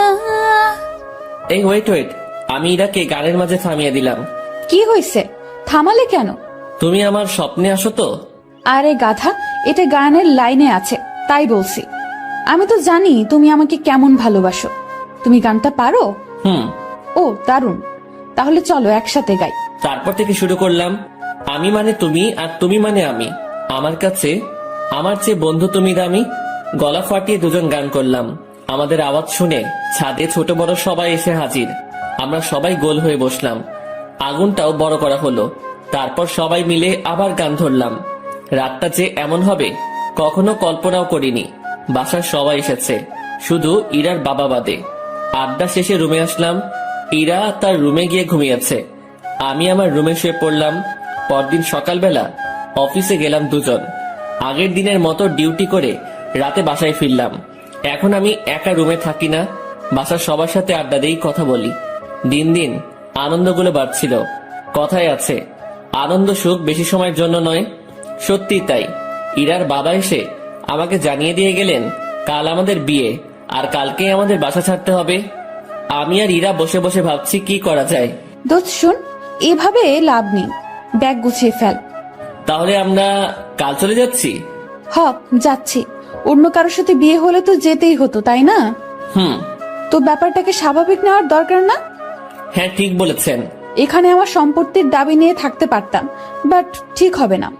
ওসব ব্যাপার নিয়ে কথা না বলাই ভালো। ওনাদের ভালোবাসা নিয়েই আমরা বাসা থেকে চলে যাব, ওটাই আমাদের সম্পত্তি। তো যা, তোর ব্যাগ গুছিয়ে নে। রাতে ব্যাগপত্র গুছিয়ে নিলাম। সকালবেলা আমাদের বিয়ে হলো। আমার পক্ষ থেকে ইরার কাকা মুরব্বি হলেন। বিয়ের সব কাজ শেষে খাওয়া দাওয়া শেষ, এবার আমাদের যাওয়ার পালা। আমরা রাতে প্ল্যান করেছি বিয়ে করি আর যাই করি অফিস মিস দেওয়া যাবে না। এখান থেকে অফিসে যাব, তারপর কারো মাধ্যমে আমরা একটা বাসা ভাড়া নিব। রাতে আমাদের বাসা হবে। ইরা সবার কাছ থেকে হাসি মুখে বিদায় নিচ্ছে। ওকে দেখে মনে হচ্ছে না একটু আগে ওর বিয়ে হয়েছে, আর পরিবার ছেড়ে আমার সাথে চলে যাচ্ছে। আমরা বাড়ির মেইন দরজা পার হতে না হতেই ইরার বাবা আমাদের আটকিয়ে দিল। কোথায় যাচ্ছ তুমি? কোথায় আবার বিয়ে হয়েছে? এখন কি আর একটা বাড়ি আছে আমার? আমার ঠিকানা তো এখন শ্বশুর বাড়ি, সেখানেই যাচ্ছি। এই বাড়িটাই তো তোমার। যতই আমার হোক, আমি তো এখানে থাকবো না। তুমি আমার উপর রেগে আছো? না, রাখবো কেন? তো চলে যাচ্ছ কেন আমাদের ছাড়া? তুমি তো যেতে বলেছো। কোথাও যেতে হবে না, আমি শুধু তোমাদের ভালোবাসাটা পরীক্ষা করে দেখলাম। কথাটা বলা মাত্রই ইরা তার বাবাকে জড়িয়ে ধরে কান্না করলো। পরে আমরা দুজন জানতে পারলাম এটা তাদের একটা প্ল্যান ছিল। কান্নাকাটি শেষে আমরা আমাদের রুমে ফিরে আসলাম। তখনই অফিসে যেতে চাইছিলাম, সবাই ধরে আমাদেরকে উপরে পাঠিয়ে দিয়েছে। যাক, এখন থেকে আমি দুষ্টামি করতে পারবো। এবার ওনাকে একটু দেখিয়ে দেই আমি কি পারি। ইরা শাড়ি পরেছিল, আমি তার কাছে গিয়ে জড়িয়ে ধরে এক হাত তার পেটে রাখলাম। ওই, কি করিস তুই? কি করি মানে, বুঝছো না? তুই ছাড়। না, ছাড়বো না। আরে ভাই, এগুলো এখনই না, দেরি আছে। আমার কিছু কথা আছে। কোনগুলো? এখনই না। তুই যা করছিস। আমি তো কিছুই করছি না, বা করতে চাইছি না। তাহলে এখানে হাত দিয়েছিস কেন? এমনি। এমনি, তাই না? ইরাকে ছেড়ে দিলাম। ও বলতে শুরু করলো, স্যার, আমাদের বিয়ে হলো, এই শুক্রিয়া আদায়ের জন্য দুইজন নফল নামাজ পড়বো। আচ্ছা। মন খারাপ হয়েছে? কই না। দেখতে পাচ্ছি। মনে মনে আমার সাথে ব্রেকআপ করলা নাকি? না, কি বলো? বুঝি বুঝি, আমি সবই বুঝি। ইরা আবার আমার কাছে আসলো। চোখ বন্ধ করো। আমি চোখ বন্ধ করলাম। যেখানে হাতটা দিয়েছিলে সেখানে হাতটা রাখো, তবে এদিক সেদিক নিয়ে যেও না জানো, কারণ বাকি জায়গায় তোমার স্পর্শগুলো আমি ভিন্নভাবে নিতে চাই। বুঝেছি। ঠোঁটে চুমু দেই। দাও। দিব না। কেন? পচা তুমি, তাই। আমি কি করলাম? আমাকে আমার বাবা মার কাছ থেকে চুরি করেছো। আচ্ছা, তাহলে তাদের জিনিস ফেরত দিয়ে আমি চলে যাই? এই না। কেন? কারণ আমি চোরের প্রেমে আহত। দুজন মুচকি এসে একে অপরকে জড়িয়ে ধরলাম।